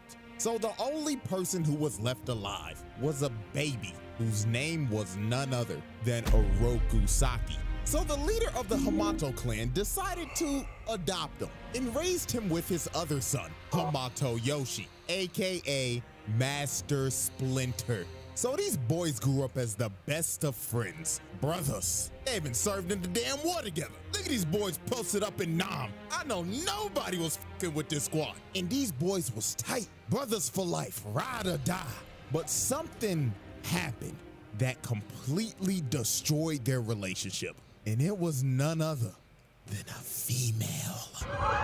Oh yeah, these boys did not follow bro code. This is a bad shorty named Tang Shin came in their life. And these niggas was horny. They was fighting and competing for her ass every day. Shredder stayed talking shit saying, "You think Tang Shin want your sorry ass? Nah, she need a real nigga like me." All that shit you be talking and you won't even lay the pipe on the bitch. And over time, their relationship just got worse. So at first, Tang Shin dated Saki, but she broke up with that nigga and left him for Yoshi. So Yoshi got up in them cheeks and they ended up having a baby and got married. So Saki let jealousy get the best of him. He could not take this L. He hated this nigga Yoshi. Couldn't even stand being in the same room with the nigga. Every single chance they got, they started fighting each other. Sparring sessions turned into full-blown scrap fest. Even their dad was fed up. He was like, "The hell is wrong with you niggas? All of this fighting over what? Coochie?" But guess what? Their dad's lecture didn't even work. Cause later that night, Shredder started dirty macking. He went up to Tang Shin and told her, "Tang Shin, you looking beautiful as hell today. I know you with that bum ass nigga Yoshi, but hear me out, baby. I want you back. And I don't wanna be no side nigga. I wanna be your main nigga." And Tang Shin is not innocent in this situation. She was entertaining this nigga over here smiling and shit. Like, bitch, you're married. You have another man's kid in your hands right now. What are you doing? And guess what? Yoshi was watching this whole thing and he was just disgusted. So on one very fateful night, Saki figured out the truth about his entire backstory, how his adopted dad killed his actual dad and destroyed his whole clan. So he plotted to destroy the entire Hamato clan. So later that night, he approached Yoshi and Tang Shin. So he asked Tang Shin, he says, "Shin, I'll ask your fine ass one last time. Be with a real nigga."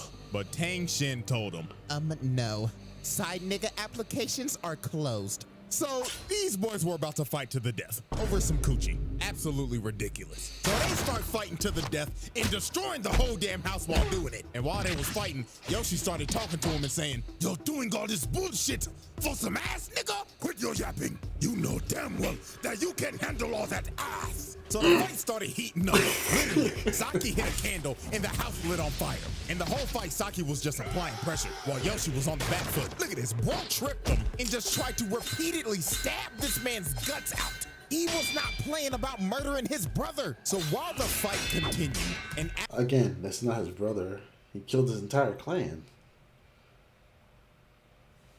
Absolute tragedy was about to happen. Saki ended up disarming Yoshi and was about to kill him. But Tang Shin comes in and tries to stop him, and she gets cut down by Saki, dying instantly. So Saki tried to run to her, but debris ended up falling on him and burning his face. He got turned into Darth Vader without the mask, and this was just awful. First of all, we got arson for burning down the house. You murdered the only girl that you love while trying to kill your brother, and they don't say this, but it's implied that their dad, Hamato Yuta, died in that house fire. So you also killed your adopted father. But if you didn't think this could get any more fucked up, oh boy.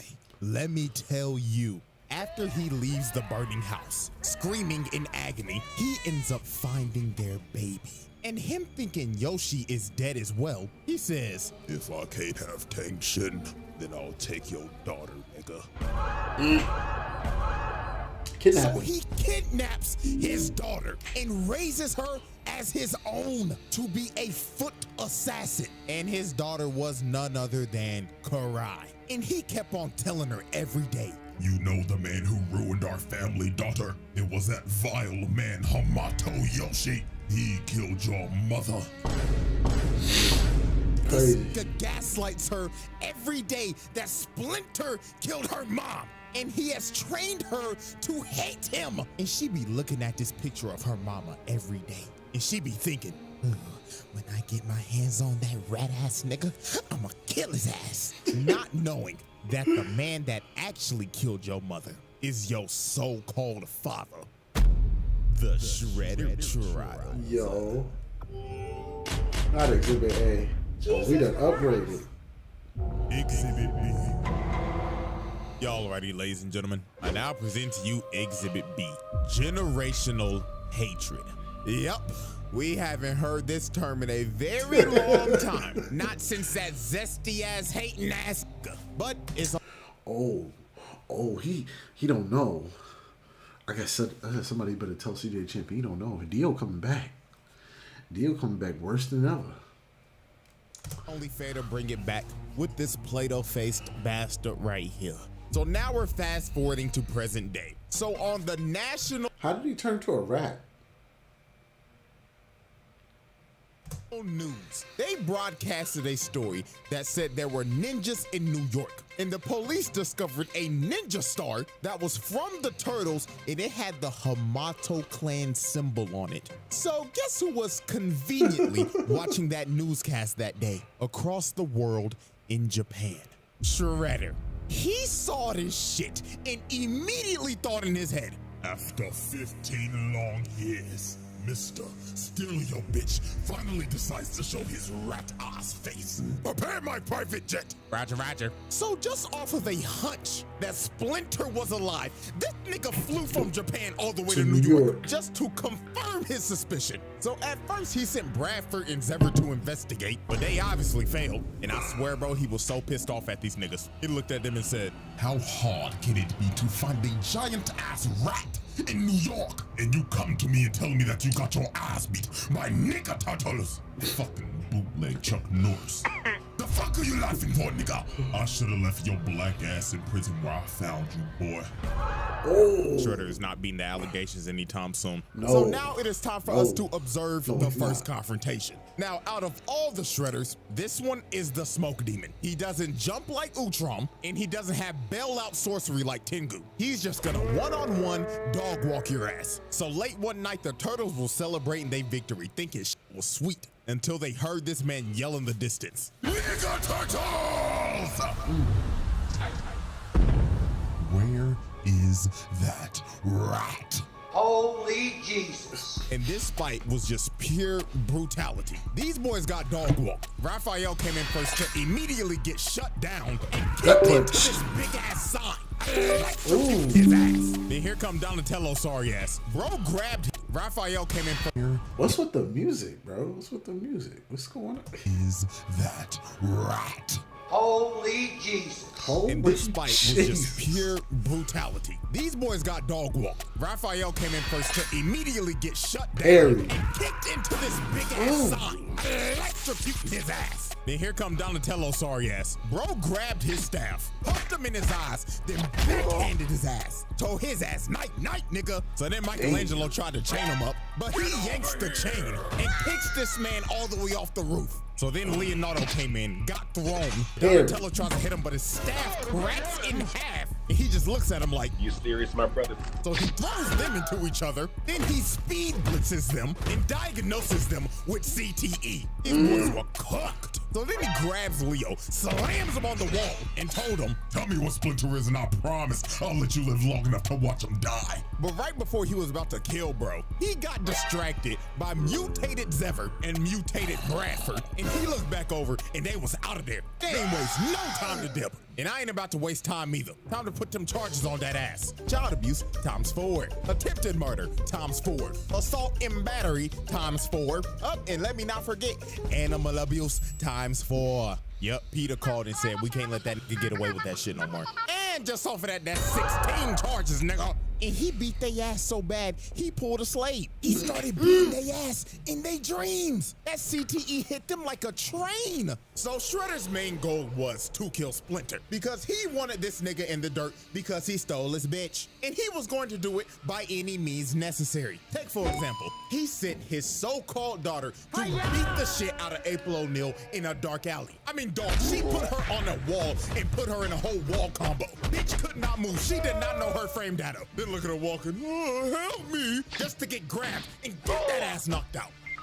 Child endangerment, my nigga. I'm hitting your ass with that. Then yo, did not know her friend, so-called daughter.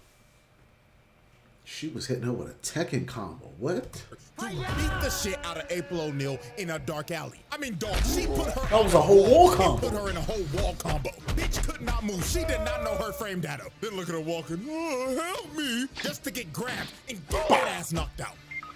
Child endangerment, my nigga. I'm hitting your ass with that. Sending your daughter to go beat the shit out of an innocent little girl just because she had connections to Splinter. Oh yeah, and then he kidnapped her just to lure Splinter out of hiding. So late one night, Splinter went to go save April just to see that it was a hologram. Because Shredder actually sold April O'Neil to the fucking Krang.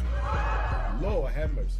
Like, dog, this man just sold a child to a war-hungry alien race just to lure Splinter out so he could get his get back. So then this man started laughing in the background like, you know how long I've been waiting for this?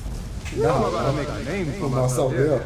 Look at him with the right hook of death out of nowhere. So 15 years later, these boys are about to have the run back. So these boys start scrapping, and Shredder hits him with the mean electrical and God fist. But it got to the point in this fight where Splinter just asked him, nigga, what the f is wrong with you? You can't be this mad at me, your own brother, over a shorty. But this is when Shredder hit Splinter with the bombshell.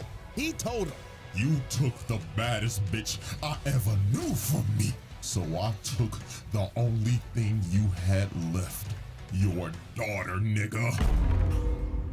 This man Splinter was shook. He thought his daughter died in that house fire all those years ago. But as we know, she didn't. Shredder kidnapped her and raised her as his own daughter. So after Splinter heard this revelation, he couldn't do shit. The controller disconnected. Shredder just started whooping his ass. Hits him with another God fist. But with the inch of health left, Splinter finally awoke that dog in him that would be in any man's heart if they ever fought another nigga that did some shit to him like this. He started whooping that big metal ass, beating that ass with that Wing Chun, then kicked him across the room. So right when he was about to kill this man, Karai came in and stopped him. And it didn't take long. He looked at her once and he just instantly knew that was his daughter.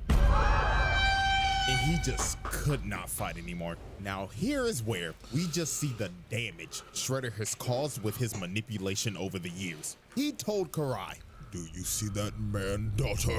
That is Hamato Yoshi, the man who killed your mother." Is this nigga serious? Get out! Sick bastard. That's all I could say. So she started snapping at Splinter. She told him, Nah. "He told me what you did to my mom, so I'm gonna kill your rat stinky ass." This motherfucker's just laughing behind him. Brave. Oh my God, it's terrible. Brave. So she ran at him, and Splinter just left. He couldn't do this shit no more. And she was just yelling at him like, "Why won't you fight me, you fucking rat-ass coward piece of shit?" And it's just the look that he gives her, dog. Just the look of defeat. Your daughter has been manipulated all these years to hate you. I don't know about y'all, but I'd be sick to the bottom of my fucking stomach. The Shredder trial. Yo, whose mans is this, bro? Whose mans is this? All right, ladies and gentlemen. Exhibit C, the worst father of all time. Yep, I have dedicated an entire exhibit to explain to you why this man is one of the shittiest dads I've ever seen. Now, is he worse than this nigga? Hell, at least Shredder technically loved his kid. But the amount of abuse he makes his 15-year-old daughter go through will make you want to pick up the phone and call CPS in a heartbeat. So, example 1. Now, we already know that he trained his daughter to be an assassin and do dirty work for him. And we know very well that Shredder does not tolerate failure. So one day she came back from a mission, and she's just doing her regular routine, coming in and showing respect for her dad. "Daddy, I have completed the mission." But Shredder told her, "Right. I heard you had the chance to kill one of them nigga turtles, if I'm not mistaken." "Yeah." "So tell me, why the fuck their bodies are not in front of me right now?"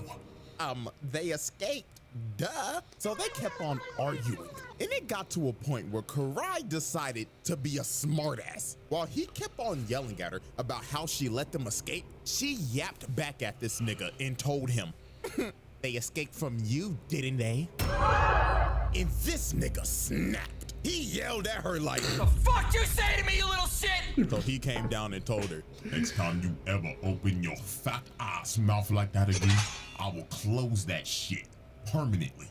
You understand me, little girl?" "I understand, father." "Now fuck up my face and go kill them green niggas."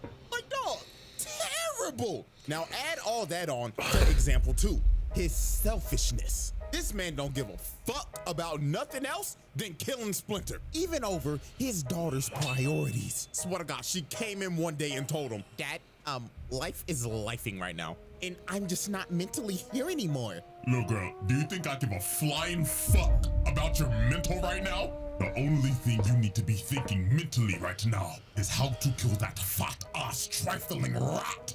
Now get the step in and make daddy proud. "Yes, father." Again, terrible nigga. Example 3, using his daughter as a test subject.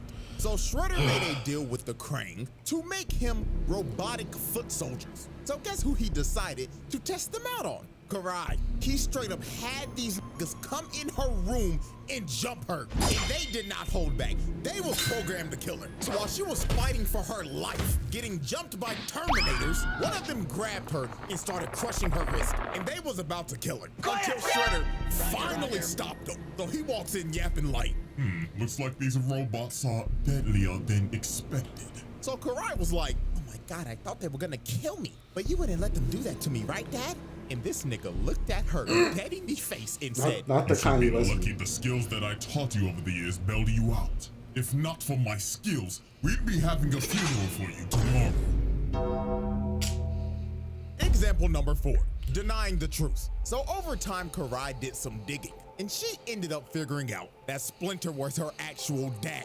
Because that photo that she always be looking at of her mom was ripped in half. And when she went to go see Splinter, he had the full photo of him and his wife. Lord have mercy. So this basically explained that the only photo that this man Shredder gave her was a picture that he ripped in half because Splinter was in it. Nah, bro, this is the pettiest nigga I have ever seen. Nigga said, oh yeah, I'll give you a picture of your mom, but first let me carefully cut this bitch ass nigga out of it. Oh my God. So she goes back to Shredder and she just straight up told him, You're not my dad! and he walked down and told her, Damn, took you long enough. Hyperclaw, take her to the dungeon. So this man just locked her up in a cell. So then the next day, he came back and said, Right. Even though Splinter is your biological father, I am still your father at the end of the day, because I simply couldn't let you be raised by that piece of shit rat. Hopefully one day you come to realize I did this for your own safety. Like, bro, this man is really trying to justify kidnapping her when she was a baby. This man is so in the head, it's insane. So a bit of time passed and she ended up escaping, and she decided, I'm gonna sneak this man. But Shredder was already 2 steps ahead of her. He had a whole decoy in his throne. And then he comes out the corner like, Little girl, did you really think that you could sneak the nigga that taught you how to sneak niggas in the first place? but Karai was not trying to hear that lecture. She threw a smoke bomb and instantly dived in. But she was just hitting air the entire time. This nigga Shredder truly had ultra instinct. So then she tries to stab him, but he catches the sword. Then he tells her, Foolish child, I taught you everything I know, little nigga, so I know your every move. So then he backhands her like my dad did when I said my first cuss word in front of him. Still to this day, I will never cuss in front of my parents. So then he pins her down, and it was over. All the lights turned on in the base, and he whooped her ass in front of the whole Foot Clan. So after beating her ass, he ends up doing one of the worst things any Shredder has ever done. And that leads us into example 5. Here we go. He decided to hang her over a giant mutagen pit so he could use her as bait for Splinter and the Turtles. This was so absurd. Tiger Claw, his right-hand man, was like, my nigga, hanging your home kid is crazy, not gonna lie. Quiet, nigga. She will be perfectly fine. Isn't that right, my precious honey bun? So Splinter and the Turtles pull up, and Splinter and Shredder start having a child custody battle over Karai. This shit went from TMNT to an episode of Paternity Court. But while they was fighting, some footbots end up wrapping up Splinter and pinning him down. So while that was happening, Leonardo tried to jump up and save Karai. But this man Shredder jumped up to try to hit him, but he hits the chain, and Karai gets dropped in a pit of mutagen. So she ended up getting turned into a mindless serpent. And Shredder's just looking at her like, So guess what's the first thing this bastard does? He runs down to Splinter and immediately starts blaming him, yelling at him saying, Hamato Yoshi, you did this! Like, nigga, oh my God, this motherfucker is allergic to taking accountability. If we look at the instant replay, we can clearly see your big, brolicky, muscular ass hit the chain and drop your daughter in that pit of shit. And you start blaming Splinter. Okay, nigga. So I guess we just gonna blame him for everything now. We gonna blame him for taking your bitch, killing your ex, then dropping your daughter in a deadly pit of mutagen. But it's all Splinter's fault, right? Unbelievable. But if you didn't think it could get worse than this, let's go into our final example of Father of the Year. Example 6, brainwashing your daughter. So when he got Karai back, after finding her in the streets being a wild serpent, he decided, my daughter's been a little disobedient lately. So you know what I'm gonna do? I'm gonna brainwash her so I can control her. So that's what he did. He started putting mind control worms in her brain so he could control her every move and take away her free will. Lord have mercy. First ballot. Hall of Famer in the Worst Dads Hall of Fame. Yo. The Shredder Trial. Yo. Exhibit D. Alrighty, ladies and gentlemen. Exhibit D. Planetary devastation. Yeah, we are now past the halfway point in this trial. And I'm just gonna go ahead and let you know this right now. Everything after this point is just completely outrageous, if you didn't already think so in the first place. Now, before we get to this man's planetary level feat, we have to go over some more horrific things this man has done. So, our first case in Exhibit D is his mutilation spree. Now, we already know he decided to turn his daughter into a flesh-eating snake hybrid, but Karai wasn't the only person he decided to mutate. Matter of fact, there's 3 others. And our first victim is somebody we all know very well. Good old Baxter Stockman. Yeah, this nigga can't catch a break. It don't matter what iteration it is. Each variant of this motherfucker just gets violated. And this one is quite possibly his worst fate. So Stockman in this universe was captured by the Foot because he was trying to steal some of Shredder's goods. So Shredder decided to put his brain to use and basically make this man, well, quite literally, a slave. And if he f***ed up, well, he can just ask what happened to his 2003 counterpart. So in obvious Baxter Stockman fashion, this man fails multiple times miserably. So Shredder had enough. He put a collar on him with mutagen vials attached to it. And if he pissed him off one more time, he would set it off. So one fateful night, he walked up to bro and said, "You nappy-headed Smash Bros cut-ass nigga, what the fuck is this?" But Master Shredder, this is my duck human concept. It can swim, fly, it even knows Taekwondo. Come on, Master, you gotta see the vision. Hit it with the bullshit, nigga. So he smashed all of his shit everywhere and tells him, "You have failed me for the last time." So he pulls out the trigger and is about to detonate it. So Stockman was begging for dear life, but Shredder didn't care. He clicked it. So the timer started going off and this man started panicking, running around like a chicken with his head cut off. So the timer stops beating and Shredder just walks away. And Stockman thinks he has been spared, but that was far from what was about to happen. The vials buzzed all over him. Pause. But yeah, mutagen was all over his body. And Stockman's fate, this man got turned into a fly. Like, bro, what is this? Out of all the animals, a fly? Yo, this is a kid show? This is a kid show? Insane work, bro. Then Shredder came down saying, "Look at you now, you disgusting, nasty fuck. Now be a good little housefly, or I will swat your black ass and put your guts on display. Now take some chocolate, fuck nigga."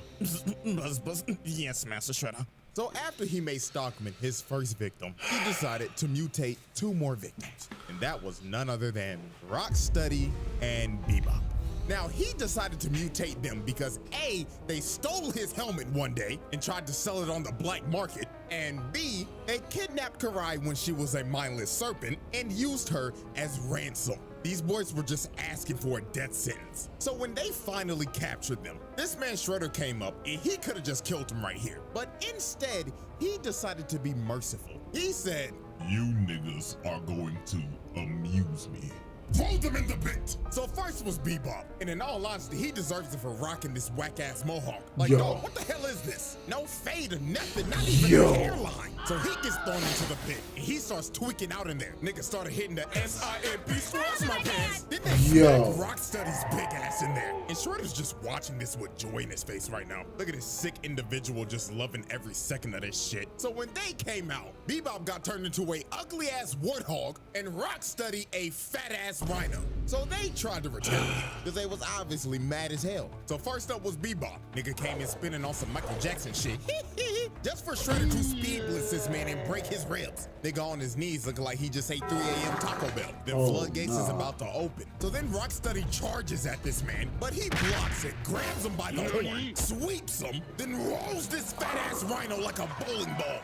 Nah, bro, this is actually insane. Y'all know how much rhinos weigh, right? Rocksteady is a white rhino. That motherfucker is at least 5,000 He's 2 pounds. tons? And he just casually rolled this nigga like a bowling ball. So yeah, after he mutated them, he then beat them into submission. And now they had to work for him for the rest of their lives. And with that, we wrap up our little mutilation case. Now, Case 2 of Exhibit D, the 1v8. Now, Shredder has had multiple fights with the Turtles, and to be quite honest with you, the result of every fight is usually the same as always. Shredder beats the living dog crap out of them until they are on the brink of death and have to retreat. But this one, however, though, was a little bit more nastier than usual. Because instead of just fighting 4 turtles, this man got jumped by a total of 8 mutants and lived to tell the tale.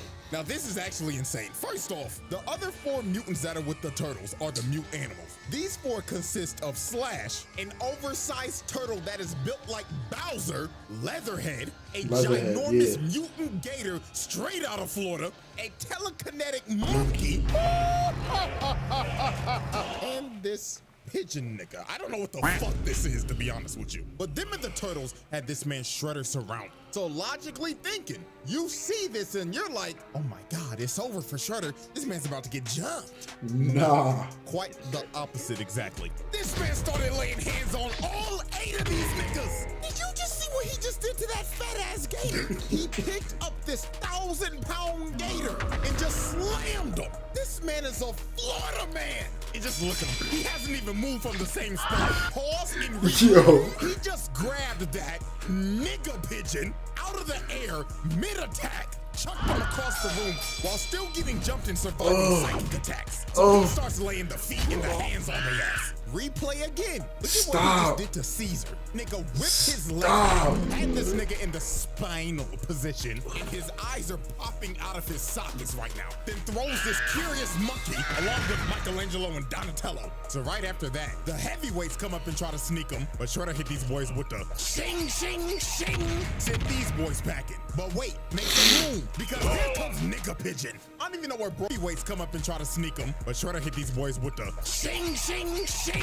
Sent these boys packing. But wait, make some room, because here comes Nigga Pigeon. I don't even know where bro came from. He just flew out of nowhere. So while Shredder continued to fight Leonardo and Raphael in the same spot, by the way, this man has not moved away from this circle once. He is knocking both of them out, and this man just won a 1v8 with relative ease. He didn't even break a sweat, and he didn't move from the circle once. Like, that is insane. And the only reason they all ended up living after this is because a statue fell on them. And you best believe they was out of there. It may have been a 1v8, but this was a losing battle. So when they finally got Shredder out of the rubble, this man just stood there for a second just to charge up his scream. And then he just let it all out. This man was pissed. The nigga turtles got bailed out once again. But anyways, charge-wise, to sum it up, that's like 8 attempted murders, along with the child abuse and the animal abuse. Like, good God, bro. This man is having a historic roundtable run. So, now we get to the point where this man put the entire planet at risk multiple times. And we started off with case 3, helping the Krang invade Earth. So Shredder had a mutual alliance with the Krang, and they had a very great business relationship. After taking one of them hostage, beating them to death, selling a literal child to them, and mutually hating the Turtles. They had a very great working relationship. So one day, the Krang came to Shredder with a proposal. They proposed that you help us take over New York and the world, and in return, we will help you turn your daughter back from a mindless serpent into a human again. So Shredder decided to take the deal. Because A, this nigga does not give a about humanity. I mean, he literally could not care less. And B, they made him another offer that he couldn't refuse. They were gonna bring him Splinter. So when he heard this, he jumped out his seat with joy. He was like, go on ahead. Fuck up this whole damn planet. I don't give a fuck. Just bring me that ugly ass rock. So, exactly one day later, the Krang invade Earth. They are fucking up everything. It is literally doomsday out here. The Krang Prime is out here squirting on niggas' paws. And then look at his next part, bro. This poor kid is trying to protect his little sister, trying to get to safety, and he ends up running into Shredder just ore farming. That kid looked at him for 2 seconds and dipped out of there. Little nigga felt that aura and his fight or flight senses kicked in. So after this man put the whole city on fire and mean mugged this kid, he caught this man Leonardo lacking so hard. Leo was just out in the streets trying to help, and he ended up running into Shredder and his goons, ready to jump this nigga. So Shredder said, "Boys, cook that nigga." So they start jumping and stomping Leonardo out. So bro tried to fight back, and my God, he did his best. But Shredder just teleports right behind him, and Leonardo knew you could see I hit his him with face. the Batman. He's behind me, isn't he? Hi, how are you? So after jumping Leonardo and sending him to the Shadow Realm, he ends up encountering Splinter. So Splinter straight up told him, "Where is my son?" And Shredder told him exactly. "Oh, I just took him, just like your daughter." And then this man just starts laughing. This is a sick dog. He will not stop until he takes everything from this man. So Shredder starts beating the life out of him, throwing him into forklifts, and multiple steel pipes just dropping on him. So Shredder walks up to Splinter, grabs him by the goatee. That is so disrespectful, bro. Grabbing another man by his beard is crazy. So he pulls out the blade, and he's like, "This is for taking my bitch, you thieving, conniving motherfucker." But Leatherhead comes out of nowhere, straight out of Orlando, and starts biting and chopping on this man, slamming him and shit. Good God. Gotta sneak him, bro. You gotta sneak him.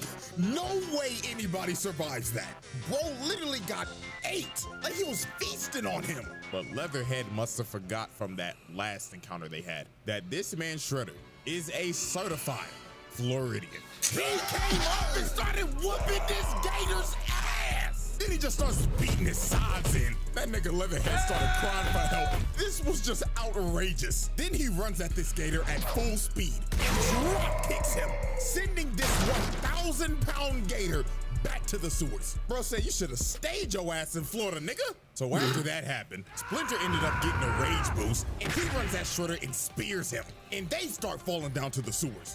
When they fell in the sewers, the turtles and everybody ended up seeing this, but they were blocked off, so they couldn't help at all. And Shredder was excited. He said, "Yeah, watch Time to closely, get my- kids. time to get my one over." How your daddy dies." Shredder was enjoying every second beating this man in front of his kids. So then he threw some smoke in his face, and he jumps up and tries to kill him. But Splinter ends up using his ult, and he ends up getting a critical hit on this man. Sent this man packing into a wall. So Splinter thought it was over, and it was for him. Shredder smacks this man upside the head, knocking him on the ground, then started beating him to death. This was so brutal they didn't even show it. Then he picked up his body, walked over to the water, And flushed put his him. body in and flushed him down the Yeah. toilet in front of his kids, and they couldn't do nothing about it. And he just looked at him like, "You're next." What and you gonna left. do? So the repercussions after this were wild. First, New York got completely taken over by aliens because of this man. Second, Leonardo became a vegetable after getting jumped. And last but not least, the Foot Clan ended up finding Splinter's body. And this man wasn't even the same. He was in a feral state. Shredder beat him so hard he broke his mind. So he decided, you know what? Instead of killing you, I'm gonna lock you up in a cage so I can watch you rot. And then I'm gonna restore your mind at the last minute before I kill you, so you can know that it was me. This man is a sick individual. This is elite hating. I have to tip my hat to it because this is ridiculous. But that was only the first time this man put the planet at risk. Let's talk about the second time he did it, and the moment that made him a top 5 hater of all time. Case 4, destroying Earth. So some time passes after the Krang invasion, and the Triceraton race decides to come to Earth and plant a bomb that will activate a black hole and destroy the planet. So the Turtles and Splinter needed all the help that they could get, even if it meant teaming up with their arch nemesis, Shredder, because the planet is literally on fire right now. So Shredder and Splinter both swallow their pride and make a temporary alliance so they all don't die. So they go off to battle and beating the ever-living crap out of these Triceratons. Shredder was murdering these niggas, quite literally. So they all end up getting to Central Park, and there is a massive battle just going on right now. And they have to hurry because the bomb is about to go off. They got about a good minute left. So Splinter ends up taking off to try to defuse it, but Shredder looked over and saw the time. and he was like, he's not gonna make it. So guess what Shredder does? He takes off right behind him, and when Splinter reaches for the bomb, he stabs this man in the back, dooming the planet. Oh my God! So the bomb ends up going off, and Splinter dies.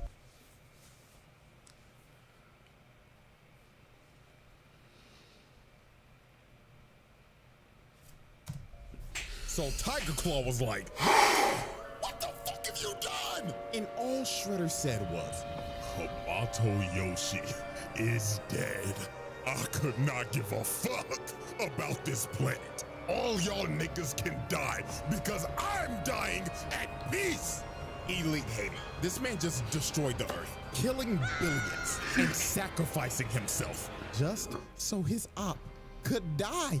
And the Earth got sucked up in a black hole and went kaboom. Ah, man. How many people are in the world? This man just caught 8 billion bodies. Shredder's in the Hall of Fame. Round Table Black Air Force Hall of Famer. Now, luckily for these niggas, they got bailed out, because good old Dr. Honeycutt came down and helped them reverse things, even though that timeline and version of Earth is just straight up cooked. But in the reverse timeline, Splinter caught Shredder trying to sneak him, the bomb got defused, and Shredder got his ass whooped. Splinter cooked this man out of rage, hitting all of his vital points, bringing him to his knees, then walked up to him and finished him off. Shredder was done. Splinter left this man on the brink of death and paralyzed, and it was a mercy that he didn't kill him after what he did. But unfortunately for Splinter, him sparing Shredder right here was the biggest mistake he could have ever made, because this could have prevented what was about to happen. The Shredder trial. Mutant Shredder. Exhibit E. Ladies and gentlemen, we have reached the end, the final exhibit of the Shredder trials. And there is no better way to end it than with the most unhinged, monstrous, mentally unstable version of this nigga, his final form. Ladies and gentlemen, the Super Shredder. So after Shredder lost to Splinter, after destroying Earth and ruining a whole timeline, he was on the brink of death. Splinter beat his ass so bad he put that nigga on life support. And his mental state is the worst it's ever been. The nigga was already delusional, but now he's literally mentally ill. So he told Baxter Stockman, "Shoot me up with mutagen." So Stockman's ass was like, "Master Shredder, buzz. I don't know about that one." Shredder grabbed his throat and told him, "Do it or I'ma rip off your fucking head, nigga." Oh, yes, master. So Stockman shot this man up with all the mutagen they had, and he started transforming into a monster. Nigga grew Wolverine claws and had blades coming out his whole body. And look how he just bitch slaps Baxter Stockman for the fuck of it. And this man fully transformed into the Super Shredder. This was a living nightmare. This man was already strong as hell as a regular human. And you gave this nigga powers? Good God. Everybody was fucked. So Super Shredder's first order of business was to deal with his daughter because she took over the foot. So they pull up on the foot. You just hear this man Shredder walking. Doom, doom, doom. With them ugly ass, nasty ass, size 25 ass feet. Nigga had the whole room shook when he entered. And here comes this mentally ill nigga talking about, "My daughter, I did this for you. To kill that rat that killed your mother." But she was not having that. She said, ew, gross, back the fuck away from me. So she sends a foot ninja at him, but they got washed, thrown around like rag dolls. So Karai and Shinigami try to attack this man. They get thrown across the room, and my God, what happened to old girl right here is a travesty. She tried to be saucy and shit, using these bats as camouflage and flipping and shit. So she kicks this man twice in the head, no reaction, then pulls out her knives and slices him through the heart. But then she realized, oh my God, I forgot to sharpen these bitches. So after she took a hammer fist to the dome, he's about to step on Shorty with them long-ass, unclipped-ass toenails. But Karai jumps on him with her snake form, but he gives her a right hook, chokes her, then slams her on the ground repeatedly till she was unconscious. And with that, y'all already know what we about to do. Hit that nigga with assault, child abuse, attempted murder, everything, nigga, fuck. You still consider her your daughter and you just gonna beat her like that?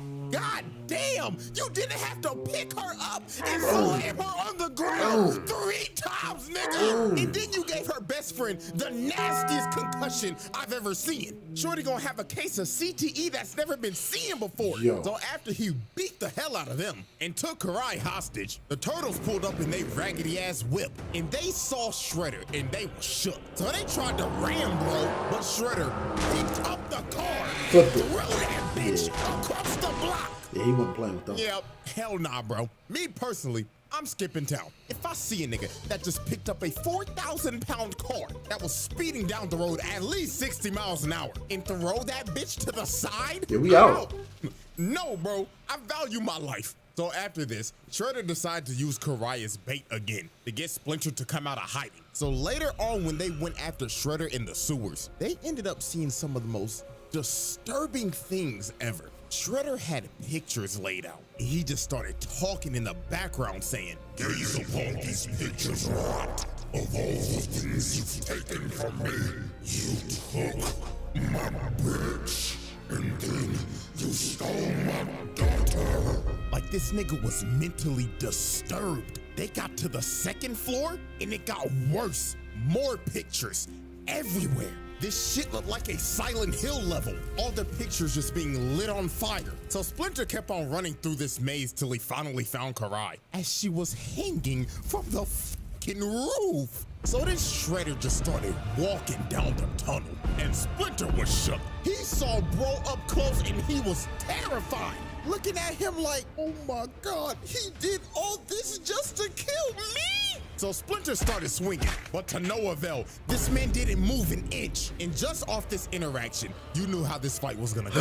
Shredder punches this man into a wall. Then while he's out of breath, he just curb stomps him. And you knew that shit was brutal because the screen cut to black. You only saw an impact frame. And it just got worse from here. Splinter tried to jump up, but got grabbed and threw this man like Hulk did to Loki, ragdolling him. Karai couldn't even look at this shit. This was a beating of the century. So Splinter started running for his life, going deeper and deeper into the sewers, while Shredder was just tracking him down. So when they got down to this one part that looked like an arena out of a fighting game, Splinter tried to come out and sneak him, but he got grabbed, slammed into a wall, then ate another right hook. And it gets even more brutal. Nigga started throwing him, bouncing him off of walls, then carrying him to slam him into another wall. And this fight was all but over. Shredder was about to kill Splinter for a 2nd time, but his arm started tweaking out because of the mutagen. But even though his arm was having a seizure, it didn't stop him. Man still threw him and shatters his ankle with them size 25 ass feet. So with all hope lost, Splinter decided to protect my family, I'm gonna have to sacrifice myself. So he throws a kunai at some conveniently placed bombs, and they both fall down into a seamlessly never-ending pit. So while they're free-falling, they're still throwing hands. Splinter's throwing rights while Shredder's dragging them down a pillar. They was going so crazy, Splinter Mike Tyson that nigga bit his ass. Probably gave him rabies since he a rat. But Shredder ends up hitting a steel beam, and Splinter keeps on falling, and he hits the steel beam on the back of his head. And then he hit another one, and then he hit another one, until he finally hit the bottom. The fact that he survived this is insane, but that man was walking no time soon. Yo. His leg was shattered, turned into a straight spaghetti noodle. And Shredder, yeah, he climbed out of the pit. Not surprising at all. But Shredder was not done beating on these niggas. Because later on the surface, you just see Leonardo go flying into a car while Shredder's just walking up trying to kill this man. So he grabs him and tries to squeeze the life out of him. But April and Karai come in and save this man, thinking that they could hold this man back. But they ended up realizing that this man Shredder don't give a damn if you man, woman, reptile, or rat. He's still gonna beat your ass regardless. So April threw a hot dog stand at this nigga with her force abilities, but this was just crazy. Bro turned and thundercracked her. When dude and you... He turned into the Hulk. He turned into the Hulk. He really took half of Hulk's moveset, because this is ridiculous. First the throw slam, and now the thunderclap. Oh my goodness. So they keep on fighting, and Karai stabs him in the neck, but she ends up getting backhanded, and he kicks April and sends her rolling. But she uses the force again, pushes that man back, and lo and behold, guess who came to join the fight? So with the help of Truck Coon, they had to think this man was dead. It was a truck tanker, for Christ's sake. The nigga blew up the block. But soon they realized this was no ordinary menace. Bro ate that shit. This man just ate a full-powered attack from Truck Coon. Then he decided to pick it up and throw that hoe at him. Karai was lucky as hell April had this force shit, because her little ass would have been squashed. But you know who did get squashed? Leonardo. Bro ran at him at full speed trying to recover, jumps up, Superman punch, slams him on the ground, and is about to kill him. But here come Karai trying to plead and get through to this man. And then here comes Shredder ugly like, Daughter, please, I didn't mean to hurt you. Please call me father. But she looked at this man dead in the face and told him, You're not my dad! So Shredder was cooked. She punched this man in the heart, physically and mentally. So he had to retreat because he knew his emotions would get the best of him. And after that whole sequence, this man done caught I don't know how many cases of attempted murder and assault. This shit is not countable anymore, along with the child abuse and the animal abuse. Like, damn. So when Shredder got back to base, this man started fiending for more mutagen. He told Stockman, Hey nigga, I need some more of that good shit. Even Tiger Claw tried to stop him, but he punched him across the room and slammed Stockman's head and said, Shoot me up with that good shit. No! Oh, yes, master. So Shredder shot more mutagen into him, making this man a whole fucking addict. And with doing that, Shredder lost all emotional attachments. He did not care for Karai anymore. In all actuality, the nigga actually woke up from his delusional last dream. Nigga finally realized, damn, that ain't my daughter. That's my biggest ops daughter. So shit, I might as well just go kill the bitch. And that's what he decided to do. All his weaknesses were gone. So later on, he finds Karai's hideout that's got multiple mutants in there, and he busts down the door and just starts going off. Leatherhead tried to tackle him. He boots his big ass gator, slash his kick to the side. Telekinetic monkey man comes in from the top rope, but gets rocked. Oh shit! Then Slash and Leatherhead just start getting their ass beat. Nigga hit a whole combo on this fat ass gator, then threw him into a whole PC setup, and the whole thing just caught on fire. That's how you know that PC was a straight toaster. And after he set the place on fire, he straight up told Karai, I'm here to kill you, bitch. And this man held nothing back at all. She was having to fight for her life. She even told them, yo, we're all gonna die in this fire if you don't stop. But this is when we knew this man had no more attachments. He told her, It is fitting that you die in a fire, just like your mother. He didn't even care about Tang Shin no more. He straight up acknowledges now, yo, I killed that bitch, and I'm about to do the same to you. So with all her rage, she tried to stab this man in the heart, but the sword broke. And just by this face, she knew she was about to see her mama. Shredder electric wind God fists her ass off of the second floor. And then she also had debris of the building landing on her. She was cooked, and Shredder looked at her lifeless body and walked away, leaving her to burn alive. Man. Yeah, that's arson, attempted murder, assault, animal abuse, etc. He laid out every motherfucker in there, 1v5, and wiped the whole team. So after this, Karai had to go to the hospital, and I'm surprised her ass ain't died. This a kid show? This a kid show? But I mean, shit, I guess it's kind of impressive. You survived a Shoryuken from a 500-pound nigga with pure muscle. Even though her neck broke as fuck, at least you get to live another day. But after this, Splinter said enough is enough. I'm killing this nigga tonight. So later that night on top of this skyscraper, Splinter and a team that consisted of Raphael, April, Slash, and Casey's sorry ass decided to confront Shredder. So they patiently waited on top of this building until he appeared.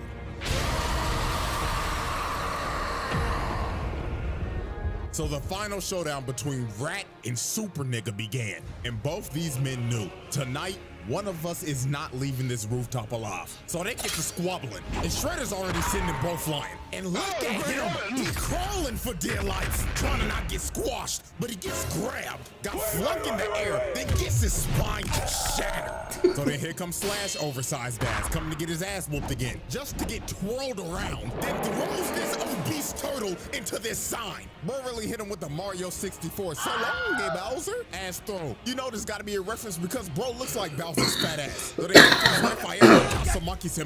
but this did nothing but just piss him off. He jumped on this man's back and started stabbing him while Casey was hitting him with drive-bys. But he slams him off of him and pounds his face in. Damn. And started beating this shit like y'all nasty niggas when y'all saw Sue Storm. So he boosts Raphael across the building, and he ends up hitting Casey, and he started flying off the building. That man started falling 30 floors high. So then here come April, mad as shit. And wait a minute, stop.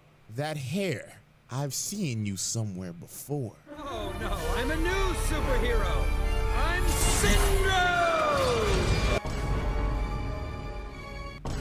So the reincarnation of Syndrome started throwing debris at him. But Syndrome in this universe was still sorry as hell. Bro got crushed in one hit. You should have listened to Mr. Incredible all those years when he told you, go home, kid. Because you still sorry as hell. So with everybody cooked, it was all up to Splinter. So Splinter entered a flow state and started cooking. He pushed bro back and gave him this crazy midair 6-kick combo. Then ended up cutting off both of his claws in succession. And he actually brought Super Shredder to his knees. But sadly for Splinter, this was the beginning of the end. When he walked up to deliver the final blow, Shredder smacks this man upright, bounces him like a basketball, then he runs up to him, then grabs his face. And when he walked up, Yo, he hit him with a Virtua Fighter combo? He hit mans with a Virtua Fighter combo? To deliver the final blow, Shredder He hit man with a brick? this man upright, He hit man with a brick? basketball, then he runs up to him, then grabs his face and starts beating the life out of him, throwing him like a frisbee and shit. This was terrible. So while Splinter was just down and out, and Shredder started running towards him, he had one little trick left up his sleeve. He had a little rope in his sword that he used to trip Shredder up and make him glide and fall off the building. So Raphael and them was happy as shit, thinking that they beat Shredder. But dear God, the worst was yet to come. Watch your jet, bro. Watch your jet! Stab this nigga! And Shredder could finally say, for the second time and permanently, Mato Yoshi is dead! Throws this man's corpse off the building, falling all the way from the top of that roof and dying. Killed him twice? So I guess second time's the charm, because Splinter was dead. No coming back to life this time. No Seven Dragon Balls? Won. He completed his lifelong crusade of hatred and killed the man he hated the most, his own brother. All over a bitch. Oh my God! You killed your brother over a shorty! Not once, but twice! This is a type of hatred I've never seen before. Oh, there's a disturbance in the force with this one. And you know what's crazy? Karai didn't even get to go to the funeral because her ass was in a coma. This man teared a whole family apart over some damn coochie. Lord have mercy, my brothers. We must stay focused. We must stay focused. So after this tragedy, the turtle said, nah, this nigga gotta die. We inheriting the beef. So they dressed up in all black for this man's funeral because they was about to slide on his ass. So later that day, they arrived to Shredder's crib and he was waiting for these boys. This nigga was standing on top of the roof with a Molotov just ore farming. So he lit his $2.5 million mansion on fire just so they could all get on the roof. This man is sacrificing literally anything and everything to end their bloodline. First his body and now his crib. So the final battle started and they was jumping Shredder in perfect sync. But even though they were masters of jump jitsu, it still didn't work. Shredder was still beating them like they stole something. This man kicked Michelangelo so hard, the nigga swung his body like 6 times. Then after this, he fools Shredder. Yo, he hit man with that bloody roar, yo. Still beating them like they stole something. This man kicked Michelangelo so hard, the nigga swung his body like 6 times. Then after this, he full sends him across the roof. So at this point, Shredder just started singling him out. First he goes after Donatello. Sweet Chin Music's his smart ass and eliminates him from the battle. Next was Mikey, and you cannot tell me this man is not taking this seriously right now. This man is emoting, doing his little dancey dance. So he came down, but Shredder just dodged it, grabs his numbers. Was Mikey, and you cannot tell me this man is not taking this seriously right now. This man is emoting, doing his little dancey dance. So he came down, but Shredder just dodged it, grabs his nunchuck, slams him on a vent, then punching him out the arena. Mikey got fucking clobbered. So Leonardo and Raphael were the last 2 standing, and this evisceration just didn't stop. Look at what he just did to Raphael. He just casually grabbed this man, then flipped like an acrobat, then Yo, this man is doing nothing but Virtua Fighter moves, bro. Were the last 2 standing, and this evisceration just didn't stop. Look at what he just did to Raphael. This man he is doing Virtua Fighter moves, this bro. man, then flipped like an acrobat, then planted his face in the ground. This is just nasty work at this point. But Raphael was not about to go out like that, because out of all the turtles, this nigga is a fucking menace. He started whooping this nigga, slamming him through walls, then slammed his face on this pipe repeatedly until he broke this man's neck. And he just looking at his hunched over body like, yeah, nigga, fuck you talking about, cuz? I spun for my pops, fuck, nigga. But even though Raphael turned into the reincarnation of King Von for a second, that man still got up and said, get off my property. That man told Satan's greatest soldier, stay your ass in hell, nigga. So the last man standing was, of course, Leonardo. So Shredder continues his onslaught and proceeds to beat this man to death. That man Leonardo was fighting for any ounce of plot armor he could get, because his ass was about to see God. So he ends up breaking his arm and full sends him about 20 yards. And this looks like the end for the Ninja Turtles. Shredder walked up to his body and said, this is the end, Nigga Turtle. But that last bit of plot armor kicked in for Leonardo. He ends up seeing Splinter's Force Ghost, and Splinter told him, my son, I swear to God, if you do not kill this nigga, I cannot rest in peace. Wake up, my son. Kill this hating ass nigga. So Leonardo tapped into the Avatar state, and he then officially inherited the beef. He got Splinter's spirit in him now. So he starts going crazy and puts Shredder in a whole blender. So then he picked back up his sword. And with all his rage and his hatred passed down from his daddy to him, he ended the cycle. Leonardo decapitated this man. And after he decapitated, bro, Leonardo walked back over to everybody with his head, displayed it, and drops this man's head on the ground, finally putting an end to the Shredder. I lied.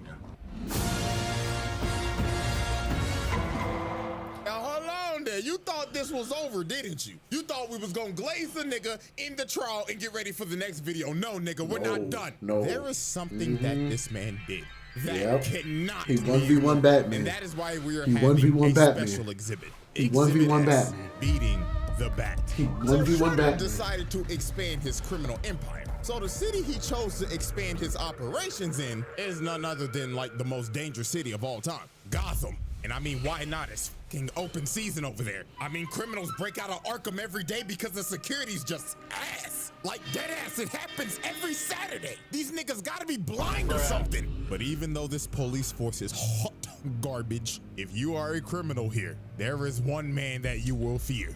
And that is none other than a rich man in a bat suit. So one fateful night, Batman was getting jumped by a bunch of foot ninja, but by nobody's surprise, these boys are light work for this man. Just another day in the office for Gotham's greatest detective. So after he finishes whooping every single one of their asses, he picks up this one foot ninja and starts interrogating him like, who the fuck are you? And why the fuck are you in my city? But right when the foot ninja started speaking, he catches a shuriken to the dome, and it was by none other than Shredder. This man was not playing around. He said snitches get stitches. I mean, you already know the nigga does not like rats. So why would you decide to be a rat? So Batman tried to get him down with his grappling gun, but Shredder just turned around and just cut that junk off. So he decides to drop down to the ground because he's already made his decision to run the hands. And he wanted this too. He said, I know who you are, Bat. Do you know what this would do for my legacy if I beat your ass? So me versus you, one-on-one, no prep time, nigga. So Shredder threw a smoke bomb and the battle for the best hand throw on the planet began. So Shredder comes in swinging, but Batman activates their Ultra Instinct. But Shredder does a good flip move, knee to the torso, and he got that man Batman staggered. Then he grabs my goat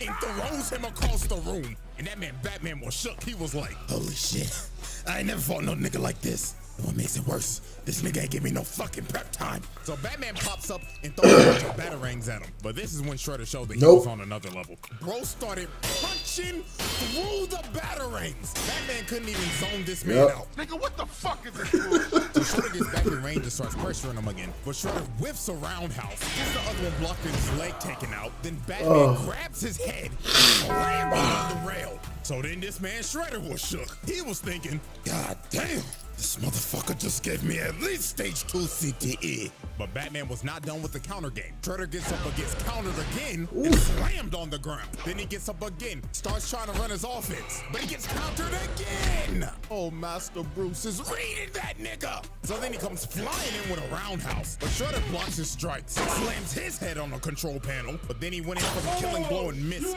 But then here go Batman, super strong ass. Nigga shatters his claws with his bare hands, then booted him off of him, then he blocks his next strike, then shatters his other claw. So then he judo throws him, then knees this man's head into a control panel. Hit him so hard he indented his head into it. But Shredder was not about to get bitched like this. He gets up and lands a nice ass combo, then shatters this man's throat.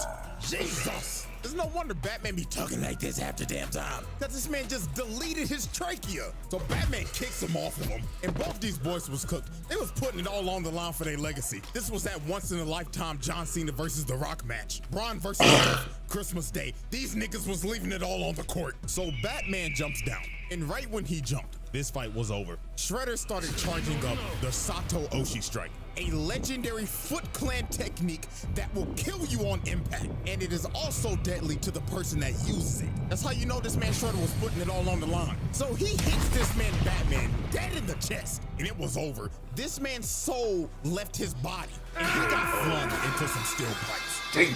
And Batman, my goat, was cooked. Internal bleeding like crazy, and knocked the f out. Even Shredder was struggling to get up after using that attack. Now, obviously, Batman survived this attack. Because, I mean, let's be for real. This is the same nigga that dodged a f***ing Omega Beam. But it was all worth it to him. Because Shredder could say officially for his legacy, he beat Batman one-on-one with straight hands. The Shredder Trials. Conclusion. Ladies and gentlemen, this is our final spreadsheet of the 2012 Shredder. And all I gotta say is, damn. Just damn. Now, this is the end of the Shredder Trials. If I had to rank the 3 Shredders that we did, I would rank them as follows. Bronze medal, Tengu. Silver medal, Utrom. And first place goes to none other than the 2012 Shredder. And there is a reason why. With Utrom, I would say he is the purest of evil out of all of them. But the reason that I put the 2012 version over this man is because he's also pure evil, but the lengths of hatred he went to are insane. Trying to kill a man over a bitch, taking his daughter, killing your ex, killing your dad, annihilating your clan, raising and gaslighting the daughter to hate her actual father, then being one of the worst dads to ever grace the planet, and speaking of the planet, sacrificing it and yourself to kill the man you hated the most, then sacrificing your humanity to kill him again. That is why I have put this man at the #1 spot. So congratulations to 2012 and Utrom, you have made the round table. Sorry, Tengu, but it didn't make the cut, nigga. Oh, so sad. Anyways, man, that concludes the Shredder Trials. Now, I know this video was long as shit. So, if you made it this far, drop a like so I can see if people actually listen to me yap for like an hour. And yes, you got it, gang. And that is it for me.